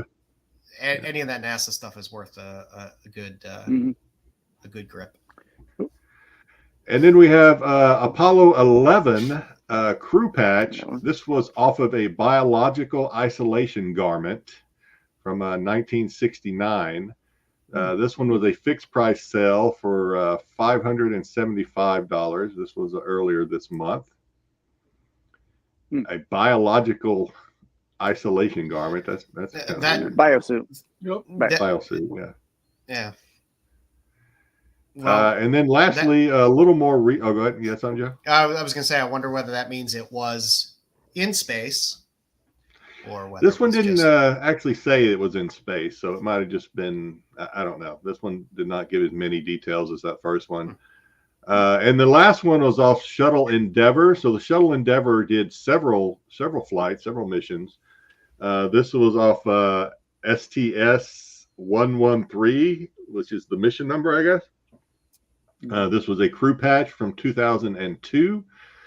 This one was actually an auction with 8 bids, landing at $393 in late or mid January. So pretty cool. Since we have this up, I'm gonna tease Dom with a little conspiracy theory stuff because I know he likes that shit. And I saw this a few weeks back. I still have to vet how true some of this stuff is, but the Challenger, of course, the Challenger tragic accident. Yep. I remember as a kid sitting in class watching that. Did you know that it was like like 7 of the 9 people or whatever from there all have either twins or people. Oh, I saw that. Or people that have the same name that look exactly like them. Yeah, they have doppelgangers. I saw that video. I heard about that. That's crazy. I saw that. It was very weird. It was. I love those conspiracy stuff, man. Those different. It raises eyebrows. You love them a little too much, I think. I do. Conspiracies. Yeah. I wish I knew you were going to be showing these. I have back in the 80s, they used to have that. It was like a mail away. They would send you a patch a month, type of thing. Yeah, I've got a whole bag of these mission patches. Oh, not NASA ones. NASA ones, yeah. Ah, nice. There might be a couple of Russian ones in there too. Yeah, I'm pretty close to the Air and Space Museum. Since Styx never throws anything away, you know he still got them somewhere. He still got wrappers from his old they're still candy bars back in the day too. Well, truthfully, I mean, all of the old memorabilia from those Apollo missions and stuff like that is worth a shit ton of money as collectibles. If you come across them and stuff like that, all the early NASA stuff is highly collectible and often goes for a good amount of money. So something to think about when you're hitting a estate sale or flea market or something like that. See, sometimes you find it cheap. So yeah. Nice. Thank you, Jedi.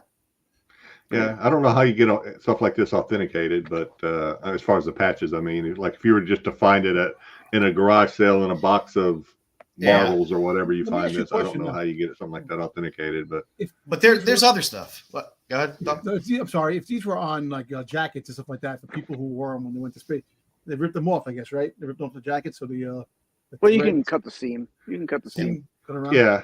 I'm assuming these have some sort of like lineage. People like have actually know somebody who knew somebody, and these right here can be authenticated via actual people, or as opposed just to finding one out in the wild somewhere and not really knowing if it was really a real mission patch or something that came. But there's also a lot of art and photography and stuff like that was done, and booklets that were put out and stuff like that, both internally for NASA and externally, which are worth a lot of money. Well, I know when every year my union used to give out patches just to give them out, just so you could put them on jackets or wherever you want to put them on. It's just how many bars have you been to where they you go in, you give them your cop badge or whatever, and then they collect them from all over the place. Yeah, I have the job I had before this, I worked for Iridium at one of the gateway centers for the Iridium satellite constellation up there, and every time they would launch a new satellite, they would send all the employees out like patches for that satellite. So I have, they're around here somewhere, but I don't think they're really worth anything. They're just there was a lot of them. I worked for Lockheed Martin for a while, and they used to give us these books for we did the sonars and the radar systems for militaries, either both domestic and abroad. They would get us like books, or we'd get a couple coins every once in a while. The coins, the mission coins go for a good amount of money. Those are highly collectible as well. The mission coins that they give out. Dom could never get a clearance. Well, thank you, Jedi. That was a good one. Thanks.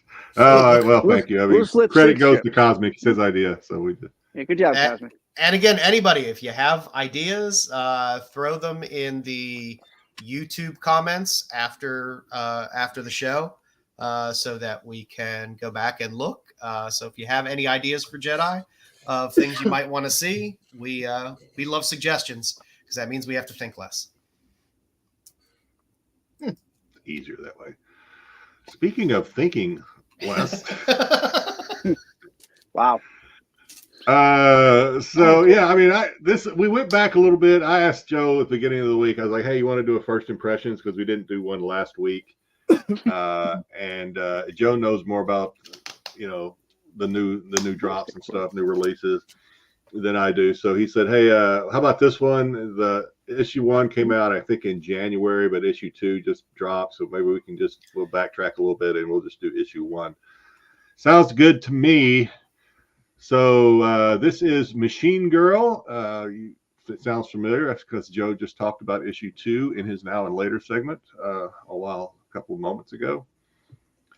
Only 2 covers, so that's refreshing, maybe not. Depends on how much you like collecting covers, but only 2 covers for number 1. I don't know much about this publisher, Alien Books, or other stuff that they've done. It wasn't a publisher I was overly familiar with, but I saw a Mirka Andolfo cover, so I was like, well, at least they pulled somebody in who is a well-known name for a cover. So I figured, hey, she did the A cover. And then Bella Racklin did the B cover. Both are pretty spicy covers, I think. The A cover gets the benefit of a really good angle up at the character. I love Mirka. She's very playful with her covers. Yeah. So yeah, cover appeal. I give this an A in cover appeal. I think the covers are good. Moving on, however, writing. So the first page, right when the first thing you see when you open the book is, and I do not like it when comic books do this personally. Yeah, I'm not a big character bios. You get these character bios, yes, thanks, Styx, of these of all the characters that you'll see or might see throughout the run. It's a lot of reading right up front before you're even kind of engaged in the story. They're slamming you with homework almost to get you going. I'll be honest, I can't. Who all read? I know Joe read this. I read this. I read through it. I read it. Did anybody read this bio page? I did not. No, I skimmed it. I'm not a huge fan. I would prefer a story be able to kind of just tell itself and expose itself. Well, I understand when you're dealing with something that's it's not terrestrial, so you have a bunch of different aliens and stuff like that. So to skip past a lot of bullshit and exposition that you'd have to put in a comic book, that you put a page like this in, I think they just could have slimmed it a little. That's a good point, Joe, because I've only read the first issue, but I don't think you needed this. I don't think you needed this bio. I don't really think you did either, or it could have been slimmed down significantly enough that you didn't need all of that. Yeah. You could have put just the 3 main characters on there, and that was it. Yeah, they didn't need to Hickman up the first page of the comic book. Yeah, exactly. So that's a negative. I'm going to have to subtract for that right up front because I did not. For one, it was a lot to throw at you on page 1, and for 2, I don't think you ended up needing it. A lot of the other writing though was simple writing throughout the rest of the comic book. They didn't really try to drown you in words. I did like the little pigmen Siamese twins. I thought they were I kind of wanted to see more of them because I thought they were something's wrong with me. I kind of liked that character. Yeah. He was kind of acting a little bit like a pervert a little bit. And no comment. They called her, the character called him on it and he goes, something's wrong with me. I can't help it or whatever. I thought that was kind of funny. Other than that, like I said, the dialogue was not, it was easy to digest the dialogue. I thought it wasn't hard. Yeah, it was simple. Anything else on the writing, guys? No, I think it was I think they planted the seeds of some things, but it was what it was. I wasn't overwhelmed by the writing. It definitely conveyed the story that they wanted to tell. So but is it a story I want to know? I don't know. I think they did a good job of telling their story, but did the story grab me? We'll get into that later on another slide, I guess. Internal art, I thought it was, I don't know. I'm not really, I like covers, but when it comes to internal art, I'm not a big critic of how good or bad internal art is. I am all the time.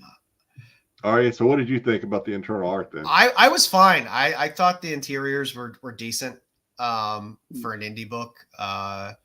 They were developed enough. There wasn't a bunch of super lazy panels. No. I thought it was decent. I thought it was decent enough for for an indie and a publisher that I'm not overly familiar with. I was like, oh, this is okay. What do you think of the David Bowie character? And his name was Boland or something. So it was a little on the nose. It was a little on the nose. Yeah. And then you had the one character here. I put her up here. She doesn't last long in the story, but she's got a weird nose or something going on. And then when she gets a bloody nose, this one art just makes it look like really bad. Yeah, the one on the far top right. It's like 28 days into the month. Yeah, like I don't know if you meant to draw it to look like that, but it kind of looks like that. I was trying to figure out when it happened because all she really gets is a little roughed up, and I didn't really see her get hit or. Yeah, I think she got slammed to the floor or something. Yeah, I don't know. Yeah, it didn't. I don't remember anything happening to her. It was quick, whatever it was. She's a bleeder. Yeah, she did. It caused her demise. Yeah, but it had some pretty. The art was kind of graphic, especially probably the best part was the bar fight of the comic. Yeah. Really, it's kind of the best part. You got to see some heads getting blown up and squashed. So yeah. Yeah, I did get those panels were pretty well drawn. I mean, I enjoyed the art that they did. I mean, the illustration in this, they took their time with some of those detail panels, which I appreciated. For no particular reason that I can put my finger on, but did anyone else get kind of Saga vibes from some of the internal? I've never read Saga, so no. Oh, okay. A little bit, but not as good. Yeah. I guess maybe it was just some of the kind of off the wall characters that they created, alien characters. It kind of reminded me of Saga a little bit. All right, so that's pretty much. So we'll get into the story. Was it an interesting story? I didn't think it was that interesting. At least it didn't grab me right up, right from the front. It didn't overly grab me. I'll probably read. Normally, I like to give something at least like 2 to 3 issues. I mean, if issue 2 is like really still like, I'll let it go. If issue 2 picks up a little bit and grabs me a little more, I'm not sure how it will, but if it does, then maybe we haven't read issue 2 yet. Issue 2 came out on Wednesday, right? Yep. Yeah. So, which is what I like to do with since it's already out. I might read it. It's fun to do with these as well for us to be able to go back when an issue 2 comes out to talk about issue 1, because a lot of these, again, when we're doing these, we're picking indie books. We're not picking, mainstream books. So these are hopefully, books that most people aren't seeing or thinking about or whatever. So if we're doing it when an issue 2 is coming out, you get a little feel for what 1 might be, and if it ends up being something good, you can pick up 2 issues. Well, yeah, that's a good point, because if I had to wait another month or 2 months to read issue 2, I'll forget about it. But since it's already out, maybe. And I agree 100%. If it was just issue 1 that came out this week, I would 100% forget about this book and not think about reading issue 2, because I would definitely forget about it by then. But since issue 2 is out, I'll probably just read issue 2 and see if it follows through. Also, this is probably not a book your LCS is getting more than 5 of. True. Yeah, if any. Right? If any. If any. The Merca and Dolpha covers help. There are Merca fans out there. So that will probably get some LCSs to buy at least a few copies. If your LCS, the guy who is ordering it is a Merca and Dolpha fan. True. It's like, I like Merca, I'll order a couple extra books of that. Yeah. Or order it at all. Or order it at all. Yeah. So. Yeah. Original or a bit familiar. Overall, original, at least so far. It really didn't tell us a lot about where the story is going, other than it's that is a good point, kind of a traditional trope of somebody stole something that somebody else wants, and now they have to evade getting caught and tortured or whatever. Other than that, I guess it was original. I mean, it did remind me of Saga a little bit, but I think that was more the art than anything else. But space craziness, kind of tales are always feel a little bit similar when it's kind of people that are kind of in between the law type characters or outlaws and things like that. So it's it had not a one. I can't put my finger on it and say this is just like this, but it didn't feel completely unique. I'll tell you that much. I don't know where they normally do this or if there's even a standard. The main character, if we get in issue 2 or 3, if there's a flashback to talk about how she came to be where she is, because she was like some sort of like MMA champion or fighting champion or something, but now she's traveling. She's traveling doing like Reacher, just traveling the road, helping people in need. I don't remember who, but someone in the chat said this was her 3rd series. So they're really? Okay. So this is not her first go around. So there might be a history to this. So it's good to know. But it might exist somewhere else. So keep reading. I mean, we talked about this because issue 2 is already out. I think I'll keep reading it, like Joe was saying, through issue 2 and see where that goes, and then make a decision. So for now, I'll hit the yes button on this one for now, I guess. Yeah, I'm with you. I'm hitting yes on this, but issue 2 could very well be my endpoint. So yeah, I'll hit yes as well. It wasn't bad. I enjoyed reading it, so I'll give it another go.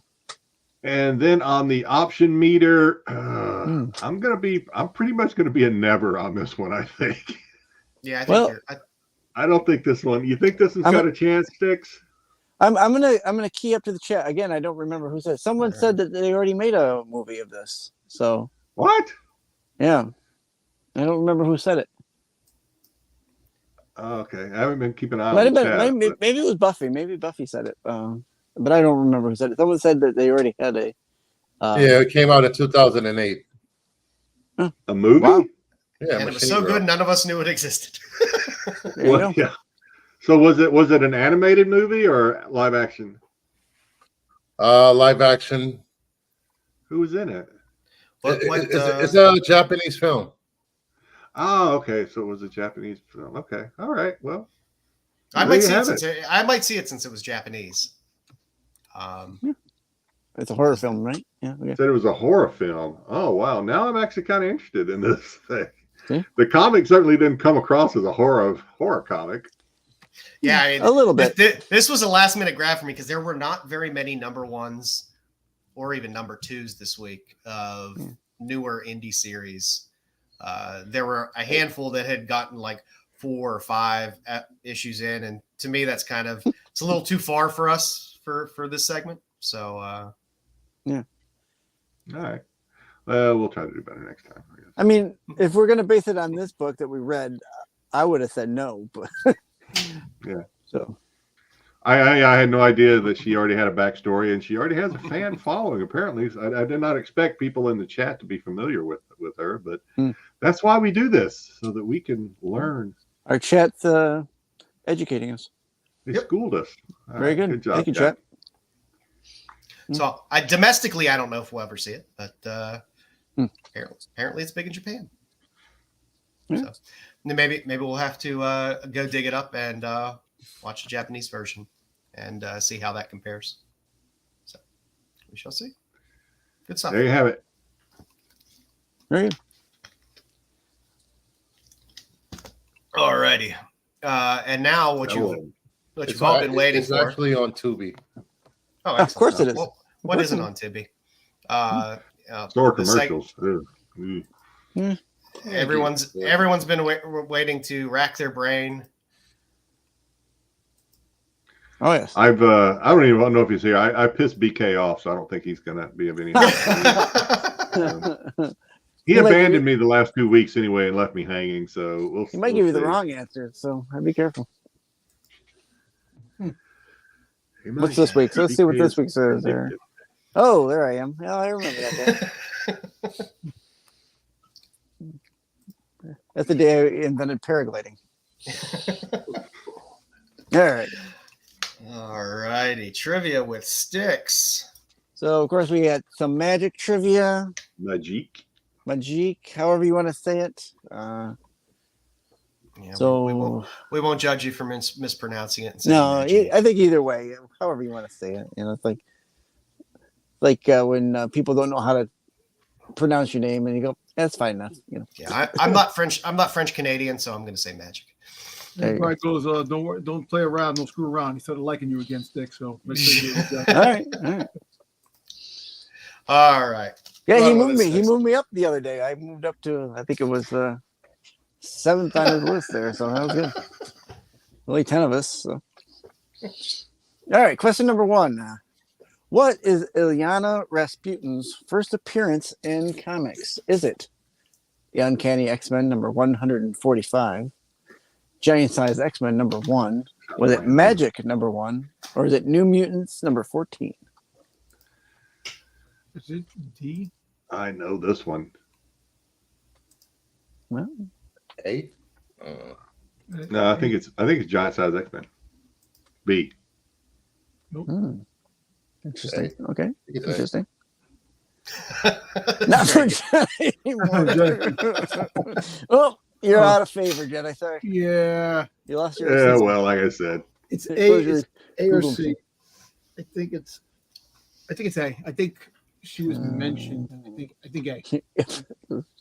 All so right. I said C. Buffy said A. Yep. Let's go on to the answer, which is. Jedi was correct. Giant Size X-Men number 1, where she appears as a baby. That's bullshit. That's bullshit. Baby appearances don't count. Baby appearances count. It's a fair count. It's a fair appearance. She's named in the book. So you want to collect, you have to get this damn book to get all her appearances. God damn it. We know who she is in that book. As far as that is the only one I'm going to get right this week. Is it listed on the label? Yeah. She's not on the cover.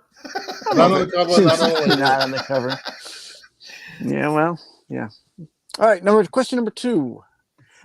Which one of these teleportation abilities does Magik not have? Can she travel between dimensions? Can she travel or teleport into space? Teleport through time using time travel? Or can she teleport herself into another person's body? Another person's body, like inhabit their body, or just like make them explode? Like inhabit their body. Can she do that? Yep.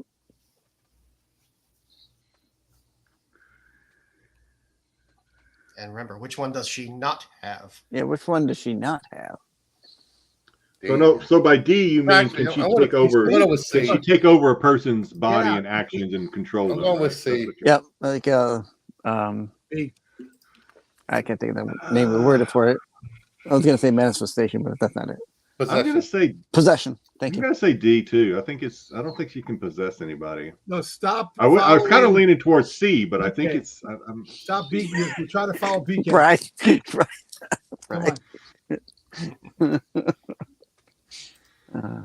Hey, listen, this is what I'm here to do. I'm the person who stirs the pot. And the answer is? The answer is she cannot possess into a person's body. Good job, Jedi. You're doing good. Without Rye's help, without BK's help. See, BK, out on my own, doing okay, BK. Do the false answers, man. Stop giving Jedi things to win this thing because it's BS already. All right, question number 3. Magik's soul sword was created for her by Mojo when she was teleported into his dimension. Is that true or is that false? Mojo created figure with long shot, man. I don't know if that's true. I think it's false. Yeah, I think it's true. I'm going to say true. False. Bryce says no. What has a hyphen? We got a B. Thanks, Puppy. No hyphen this Mama time. Bear says true. I think it's true. I think it's true. Well, I say false. the answer is chickpea ones. Farts. Yep. The answer is false. The soul sword was created by So you're Magik back to your old shenanigans. from her own soul. Yep. Poor soul. The soul sword was created by her own soul. Yep. She created it for herself. So that she could fight off the demons in Limbo. Why didn't she create a gun? Because the sword is more badass. Yeah. Come on.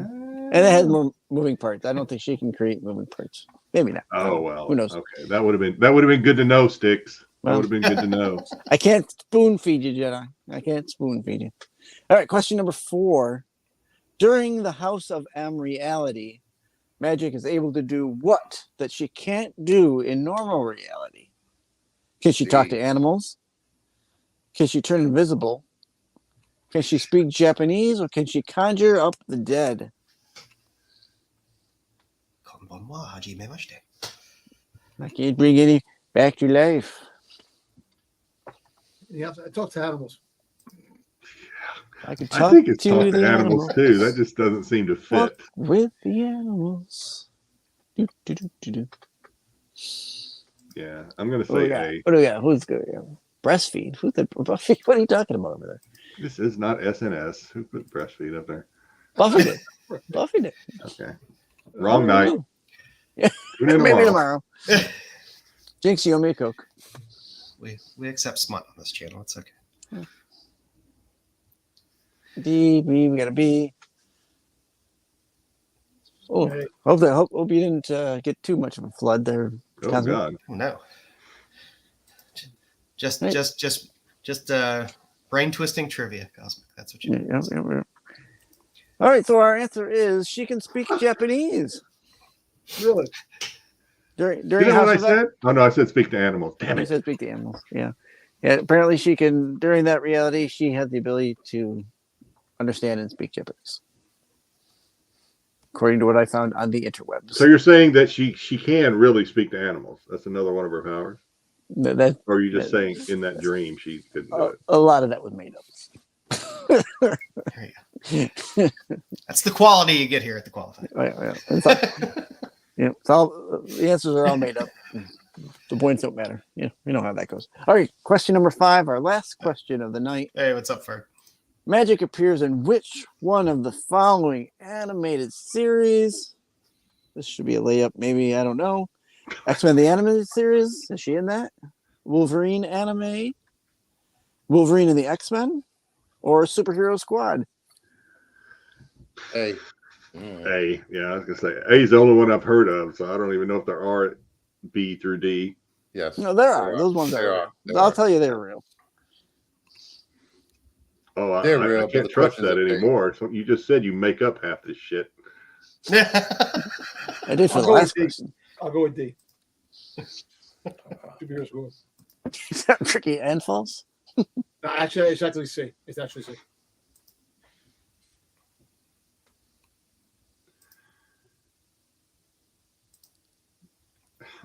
All right, since Bride did his take back, and I think we can go now. Give it time. Gave right. it time to reconsider. Thank you. Your answer is X-Men the animated series. It was in the question. Yeah, well, we got to read the question. Well, they're all Wow. animated series. I mean, Yeah. there is a Reading Wolverine the question, tell you what. anime. Wolverine the X-Men lasted 1 season. She was supposed to be in the 2nd season, but it gets canceled. She was never in Superhero Squad.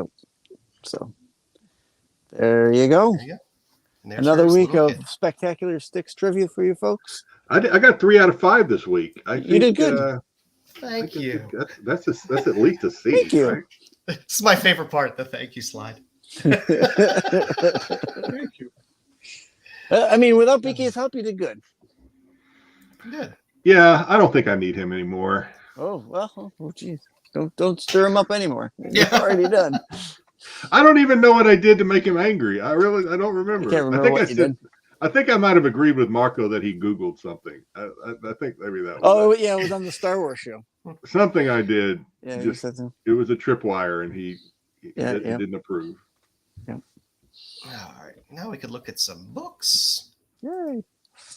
Starting off here, Ileana Rasputin is her name. She's had numerous aliases. Magik is normally what she goes by. She's been with the New Mutants. She's worked on the staff at Strange Academy. She's been the X-Men. She's popped around here and there as well, but those are her main affiliations. Her first appearance is Giant Size X-Men #1, as we saw, as Ileana. As Magik, you have to wait for the Ileana and Storm Limited series, the little mini series. That's where she gets the name Magik.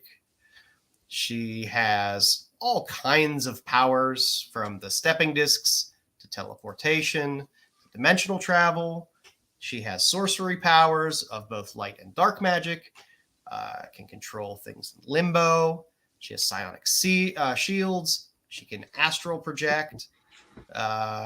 She of course has the soul sword. She cannot talk Japanese, and she cannot talk animals. And the armor as well that comes with that. As she uses the soul sword, she becomes more powerful. So there's our pretty girl for the week. So she shows up. There's her first frame right there. She's not really a baby. She's a small child. And that is where you get her, where they're showing because they introduce in Giant Size at the beginning, they introduce all of the X-Men, all of the new X-Men. So, you get a little bit about, Nightcrawler, you get a little bit about Storm. And when it comes to Colossus, you get to see his sister, because she is, of course, Colossus' sister. So you get to see her as a little kid there. Colossus then saves her from that out of control tractor there. You do see her bounce around a bit through the comics for a while.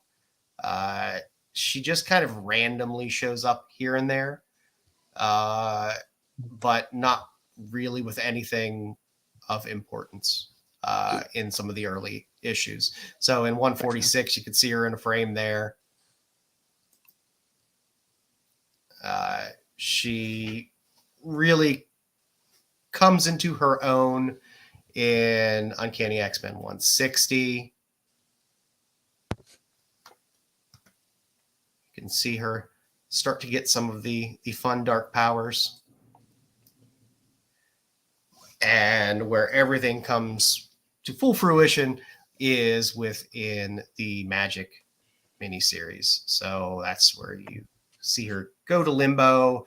You have all kinds of weird things with her where she disappears for 7 years. Where was she? Oh, she was in limbo. Now we get to find out what happened there, how she got her powers, and how she becomes Magik.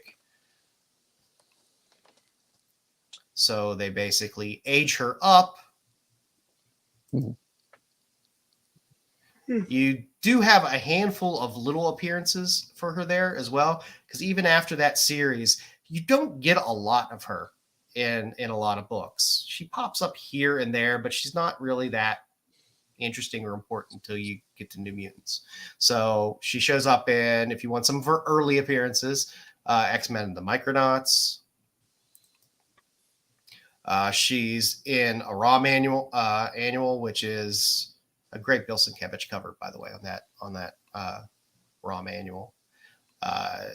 And to lead into New Mutants, this special edition has a fantastic wraparound cover, by the way. Thank you, Art Adams.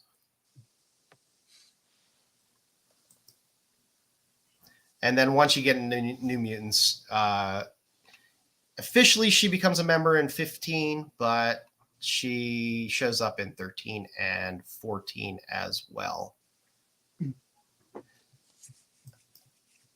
That leads into the best set of covers, in my opinion, to ever be done in comics, which is the Bill Sienkiewicz New Mutants run of covers, which is absolutely fantastic. It was doing things that they weren't doing in comics at the time, which are amazing.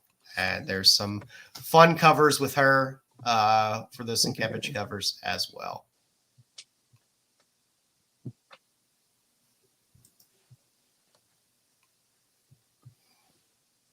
After that run, you got your nice little early Art Adams kind of the anniversary box edition for her. God, that one on the right is terrible. Yeah, it's an Art Adams, but it's a little rough. It's a little rough. It's like, what was that chick from Kill Bill? That's what she looked like. No, that's the New Mutants deal. The Barry with the Smith cover he's talking about. Yeah. So, as she uses Soul Sword and things, she starts to get more armor and form, and you start to see the dark side of her start to come out a little more. So you kind of get the dark child side of Magik coming out. It's always a constant thing. She's always very troubled in many ways. She's always kind of a bit of a loner within the comics in general. Outside of maybe Kitty Pryde being, an extremely close friend. But as that New Mutants saga goes on and you get closer to Inferno, you get to see more and more armor build up on her. She starts to get the horns, and you get to see a lot of the dark impact of her soul come out as well. And then finally, throughout the Inferno series and then into Uncanny X-Men 303, you actually see her die in Inferno. You kind of have the Dark Child side die, and then you just basically have a then de-aged version of her, which goes on. And in X-Men, Uncanny X-Men 303, she gets the legacy virus and actually finally dies. Jeez. They then later bring her back and re-aged. So she pops around a lot. So if you want to see the real kind of comeback of kind of more of a modern Magik that we're more used to now, that new X-Men series has that storyline in it. X Infernus as well has kind of the battle for her soul and her being reborn. And some pretty nice covers as well.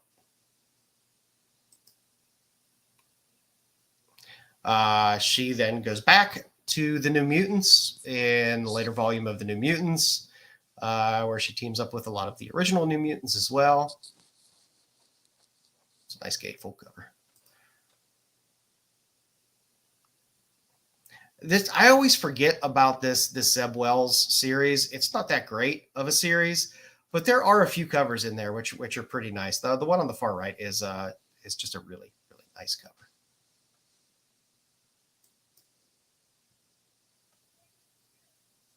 You get a good Fear Itself cover with her and her brother and Kitty, which is always nice.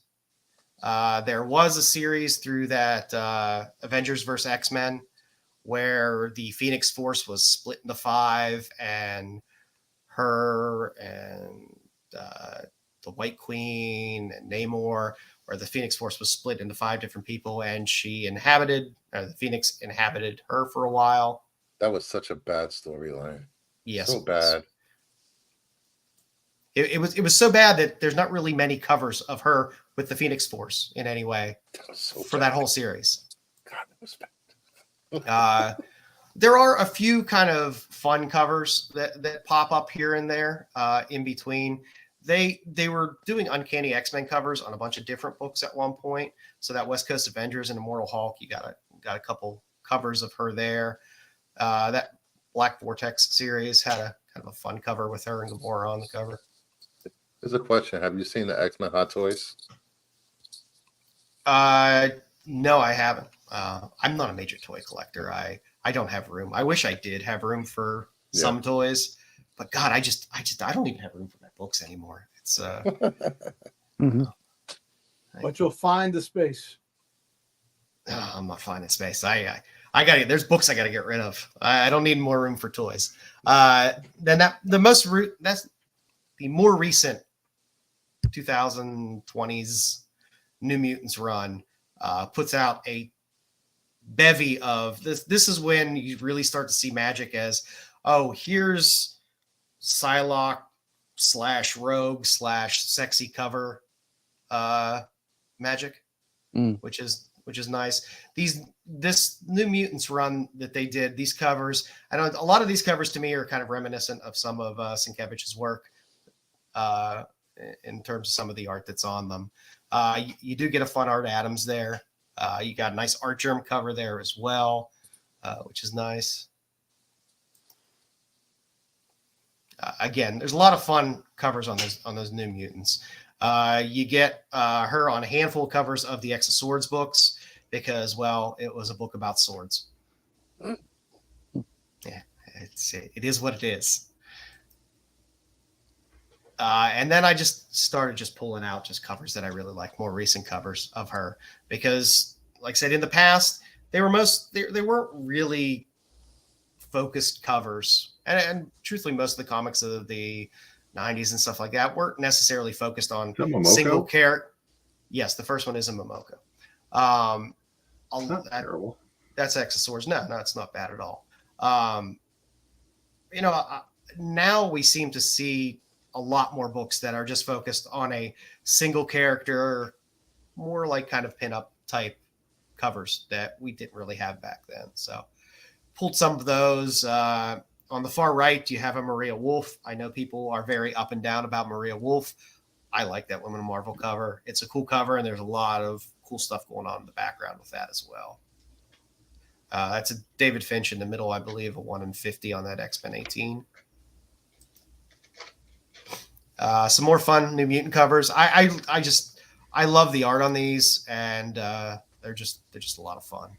Got her popping up on a Savage Avengers cover. She did have another little series out there, the Mystic Arcana Magik. There was the What If series as well. So if you're a DeCall collector and want a Magik cover, there is a Jeff DeCall. The What If Magik became the Sorcerer Supreme. If you like your John Tyler Christopher action figures, you got one of those as well. If you like all that garbage Hellfire crap, there is a Magik cover of that as well. And you get her Hellfire Gala outfit in New Mutants 27 as well. There's a nice Astonishing X-Men Jim Lee cover that's out there if you're a Jim Lee fan. That one I liked. Yeah.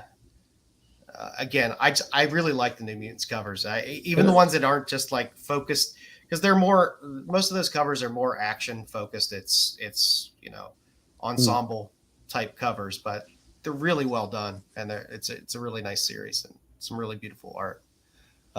She's on the cover there of Ultimate Invasion, right in the middle. You got the old Cum Gutters Art Germ cover there.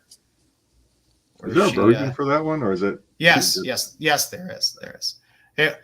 Sometimes I didn't throw up the versions because that way I can remember what books they are when they show up on the screen. And then you got a ton of exclusives that start to show up as well. Got a nice little Derek Chew over there on the X-Men 22. There's a version of that as well. You got some Nakayama. Got a little Scotty Young, if that's your thing. You got that Strange Academy one in the middle. I know it's Momoko, but that book is still a very highly sought after book. You get that graded in a 9.8. It still goes. It's a good one, though. I mean, even with the one with the trade dress. Her best work for. Yeah. She saved all her best work for Magik because it sure as hell ain't in Star Wars right now. Yeah, the one with the trade dress, a 9.8 will still go for several $100. The Virgin copy, I think, still goes for probably about $600 or $700. I always have to throw in some Zerdy for Jedi. I don't think I have that one. I love the one on the far right is Chris Piccolo. I love Chris Piccolo. I love his art, and I dig that as well. That's an Ejikure in the middle.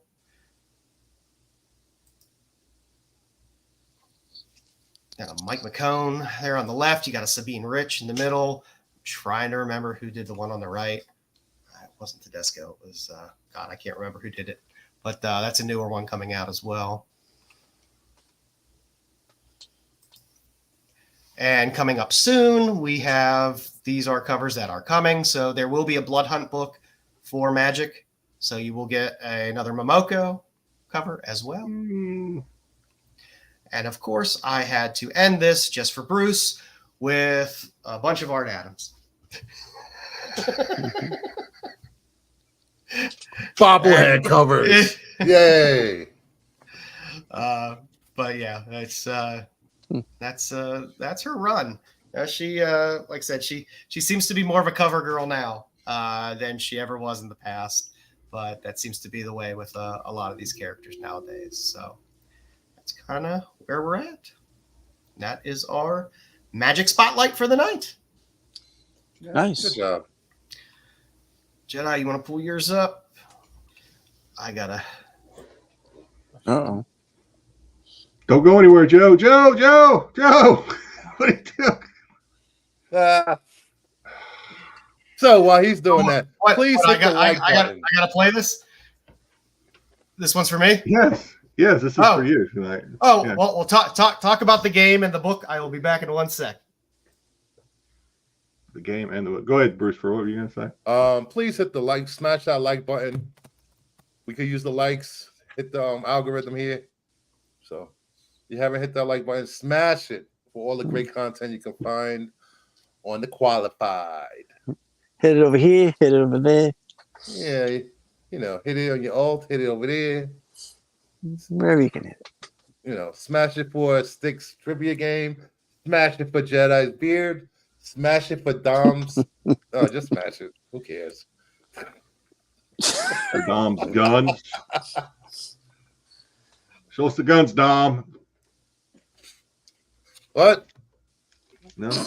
Curls for the girls. Let's go, Dom. I'm not being exploited for being a piece of meat. Thank you very much. It's when. Words. Ooh. I guess. What else we got going on in the chat? Buffy, we weren't giving you crap for the breastfeeding thing. We were just, hey, I enjoy the breastfeeding on SNS as much as anybody. So don't worry about it. Oh, good.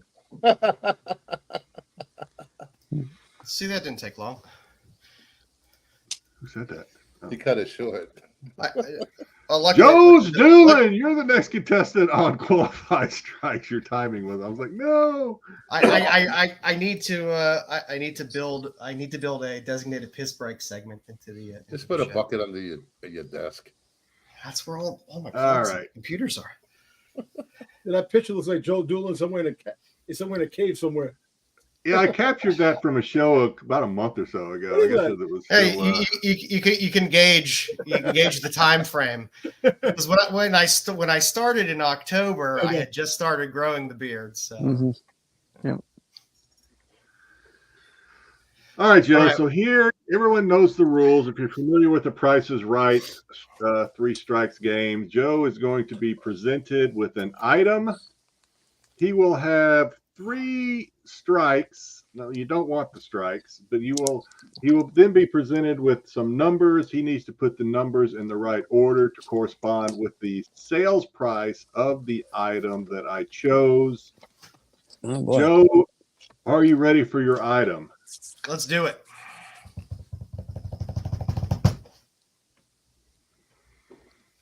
Not a comic this week. It is a lot of Marvel Legends X-Men action figures. Wow. This is good because this is something I know nothing about. So this will be fun. No, with a headless chode. Here you will have the luxury and the much fun, hours of fun playing with Xbox action figures to include Magik, Wolverine, Phoenix, Storm, and many others. Couple of Magics in there. Yeah, there's an anti-venom. There's a white queen. There's all kinds of fun things in there. There's a crappy Cyclops. well, that goes without saying. That's an oxymoron. Cable. A couple of them, actually. Are you ready? Yep, let's do it. All right. Your first number is a 5. Ooh. Does it go in 1 through 5 positions? Does it go in the first, second, third? We're talking from left to right. First, second, third, fourth, or fifth position? I'm going to go in the second position, so the tens position. Okay, second position. And you're controlling your own X's here because I think you're the one. Yeah. Okay. Is it in the tens position? No. Strike one. It is in the ones position. All right, that's okay. You got 2 more strikes, Joe. 2 more strikes. You can do this. You can do this. Your next number is a 0. Oh, that should be an easy one. I'm going to put what that position does the 0 go in? I'm going to put that all the way at the end. All the way at the end in the 5th position, the single cents position. Is it in the 5th position? It is. All right. See, I knew we could do this. Okay. All right. Next number, Joe. And all these action figures will not be yours. That sucks. Is a 2. Where does the 2 go? I'm going to say the tens position. The tens position. That's the 3rd spot from the left, right? Is that what you're saying? Or the second spot? No, second spot. Second spot. Okay, that's right. That's right, because it wasn't there the first time. Okay. Is it in the tens position? It is. All right, you're on a roll. Hey, see, there you go. you've got this now. You've got 2 strikes left. I'm using my noodle. Lose. You can't lose. Well, I guess you could, but Don't. 7. Ooh. No, I guess you can't lose, actually. Man, would they be $700 for all those? I don't think so. I don't think so either. Mama Bear says first position. Styx says he doesn't think so. I'm going to throw it in the cents because that would be $700 would be a lot. In the 4th, I believe you're talking about the 4th position. Yes, 4th from the left. Yeah, the 10th of sevens. Is it in the 10th? It is. And that means your last number is a 3. There you go. That lot went for $325.70. That's not bad. I was thinking, Yeah. if I had to eyeball that and come up with a number, I was thinking in the high 200s maybe. But I'm happy that I wasn't that far off because the toy market dumbfounds. There's just so much, and some stuff is worth so much, and some stuff isn't worth shit. But we're thinking Canadian money. Yeah. That's a decent lot. That's a decent lot of toys, though. I don't know. Lot sellers are interesting. You never know what lots are going to go for, which is fun. Yeah. Congratulations, you won. So far, only Dom Tober has not won this game. But in Dom's defense, he had a harder one. He did. Yeah. He had six Dom had a tough digits one. he had to figure out. Yeah. The truth. Well, we appreciate y'all for hanging in here. We would, if you liked what you saw, we would appreciate a thumbs up. If you haven't done so, please subscribe to Rennavision. Please subscribe to Kingdom of Nerds, Bruce's channel up there. Lots of good content going all week long on both channels. So there's always something out there. Tomorrow, you'll be able to see the S&S boys on Rennavision. See how long they can stay on air before they're slapped on the hands with the ruler. Yeah, they're good. On Sunday, you have the Dark Side boys doing their thing with all things Star Wars. Bruce, what do you have going on Sunday? So before Bruce says there is a Star Wars show, right? You know, I asked Marco on that. I'm not sure because Wave Seeker's not there either. Yeah, so I'm not going to be able to make it. It's also my birthday. I have an Easter birthday this year, so I'm going to be out at the birthday dinner. You turn 50? Oh, shit, It is Easter, so Wayseeker won't be there. So Yeah, so we're not sure yet. Marco hasn't said anything, so I have a feeling there will be, but just if I'm not, sure Marco will be drunk and will probably hop on and yell at somebody about something. Yeah. Sorry, I just need to throw that in there, but as is his wont. I keep forgetting Sunday is Easter. Yeah, early. And I gotta work. And it's WrestleMania. No, next week is WrestleMania. Next weekend. Next week? God Next damn weekend. it. I have my whole schedule planned out for this weekend. Now, listen, next weekend's gonna be a big weekend. You got 6 hours night that 1, case. 6 hours night 2, 3 hours night 3 because it's Monday Night Raw, and then you have NXT 2 hours, and then you have another 2 hours Friday. So you're gonna have a lot of hours wrestling. I'm glad I'm not going to be on the Star Wars show, because then I have to listen to Dom say "I told you so," even though it made no sense, and he has basically ruined that character's storyline for me. So I'll be home by that time. So if you guys need someone, let me know. You know, Dom doesn't make sense most days, so it's nothing. No, I'm talking about Dave Fiona. Dave Fiona has ruined that character's storyline. Filoni. Listen, there's a method to my madness. Don't worry, understand. So, so Bruce, are you doing a show Sunday? I don't know yet because I'm supposed to watch WrestleMania, but if I do, it'll be at 7 p.m. It's next Sunday. It's next Sunday. WrestleMania is not this Sunday. Oh, I keep forgetting. This Sunday is. I don't know why. I will have a show. Screw it. I think if the Star Wars show is not going, I might just start a little later. So it'll be dark outside when we stream. Well, the whole thing is which might work out because I might not be home by 7. No, Mark might wait to the last minute because he'll wait to the last minute. But I'll find out tomorrow. I'm gonna reach out to him and see if he's doing the show. Because if he's not doing the show, Dom, I expect you on my show Sunday. Yeah, I'm working Sunday morning though too. I'm out of work at 3:00 on Sunday. Yeah, you can take your old man nap and then come on my show. And what you got going on Monday, Bruce? I should do Godzilla movies. Godzilla came out this weekend. Oh, I'm going to see Godzilla tomorrow. Godzilla Con. Oh, there you go. Nice. I should do that. We should do our favorite Godzilla movies our favorite kaiju movies. Okay. Oh, Godzilla. Do Godzilla and Kong. Mix them up. Kaiju.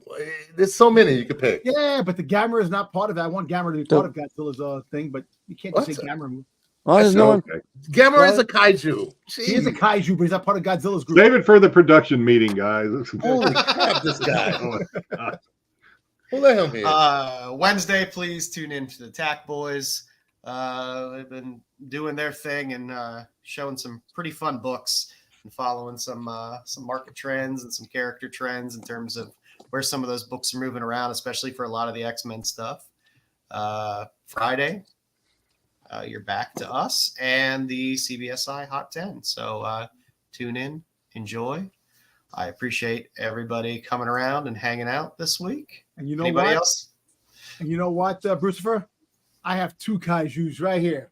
Boom 1 and Boom 2. And on that note, everybody, have a great Easter. Have a great weekend. Have a great whatever holidays you happen to celebrate or not celebrate. Enjoy the weekend. Happy born again, Lord and Savior, Jesus Christ. Thank you very much. Or hell, Satan. Oh boy. All right, boys. Ladies and gentlemen, have a great weekend.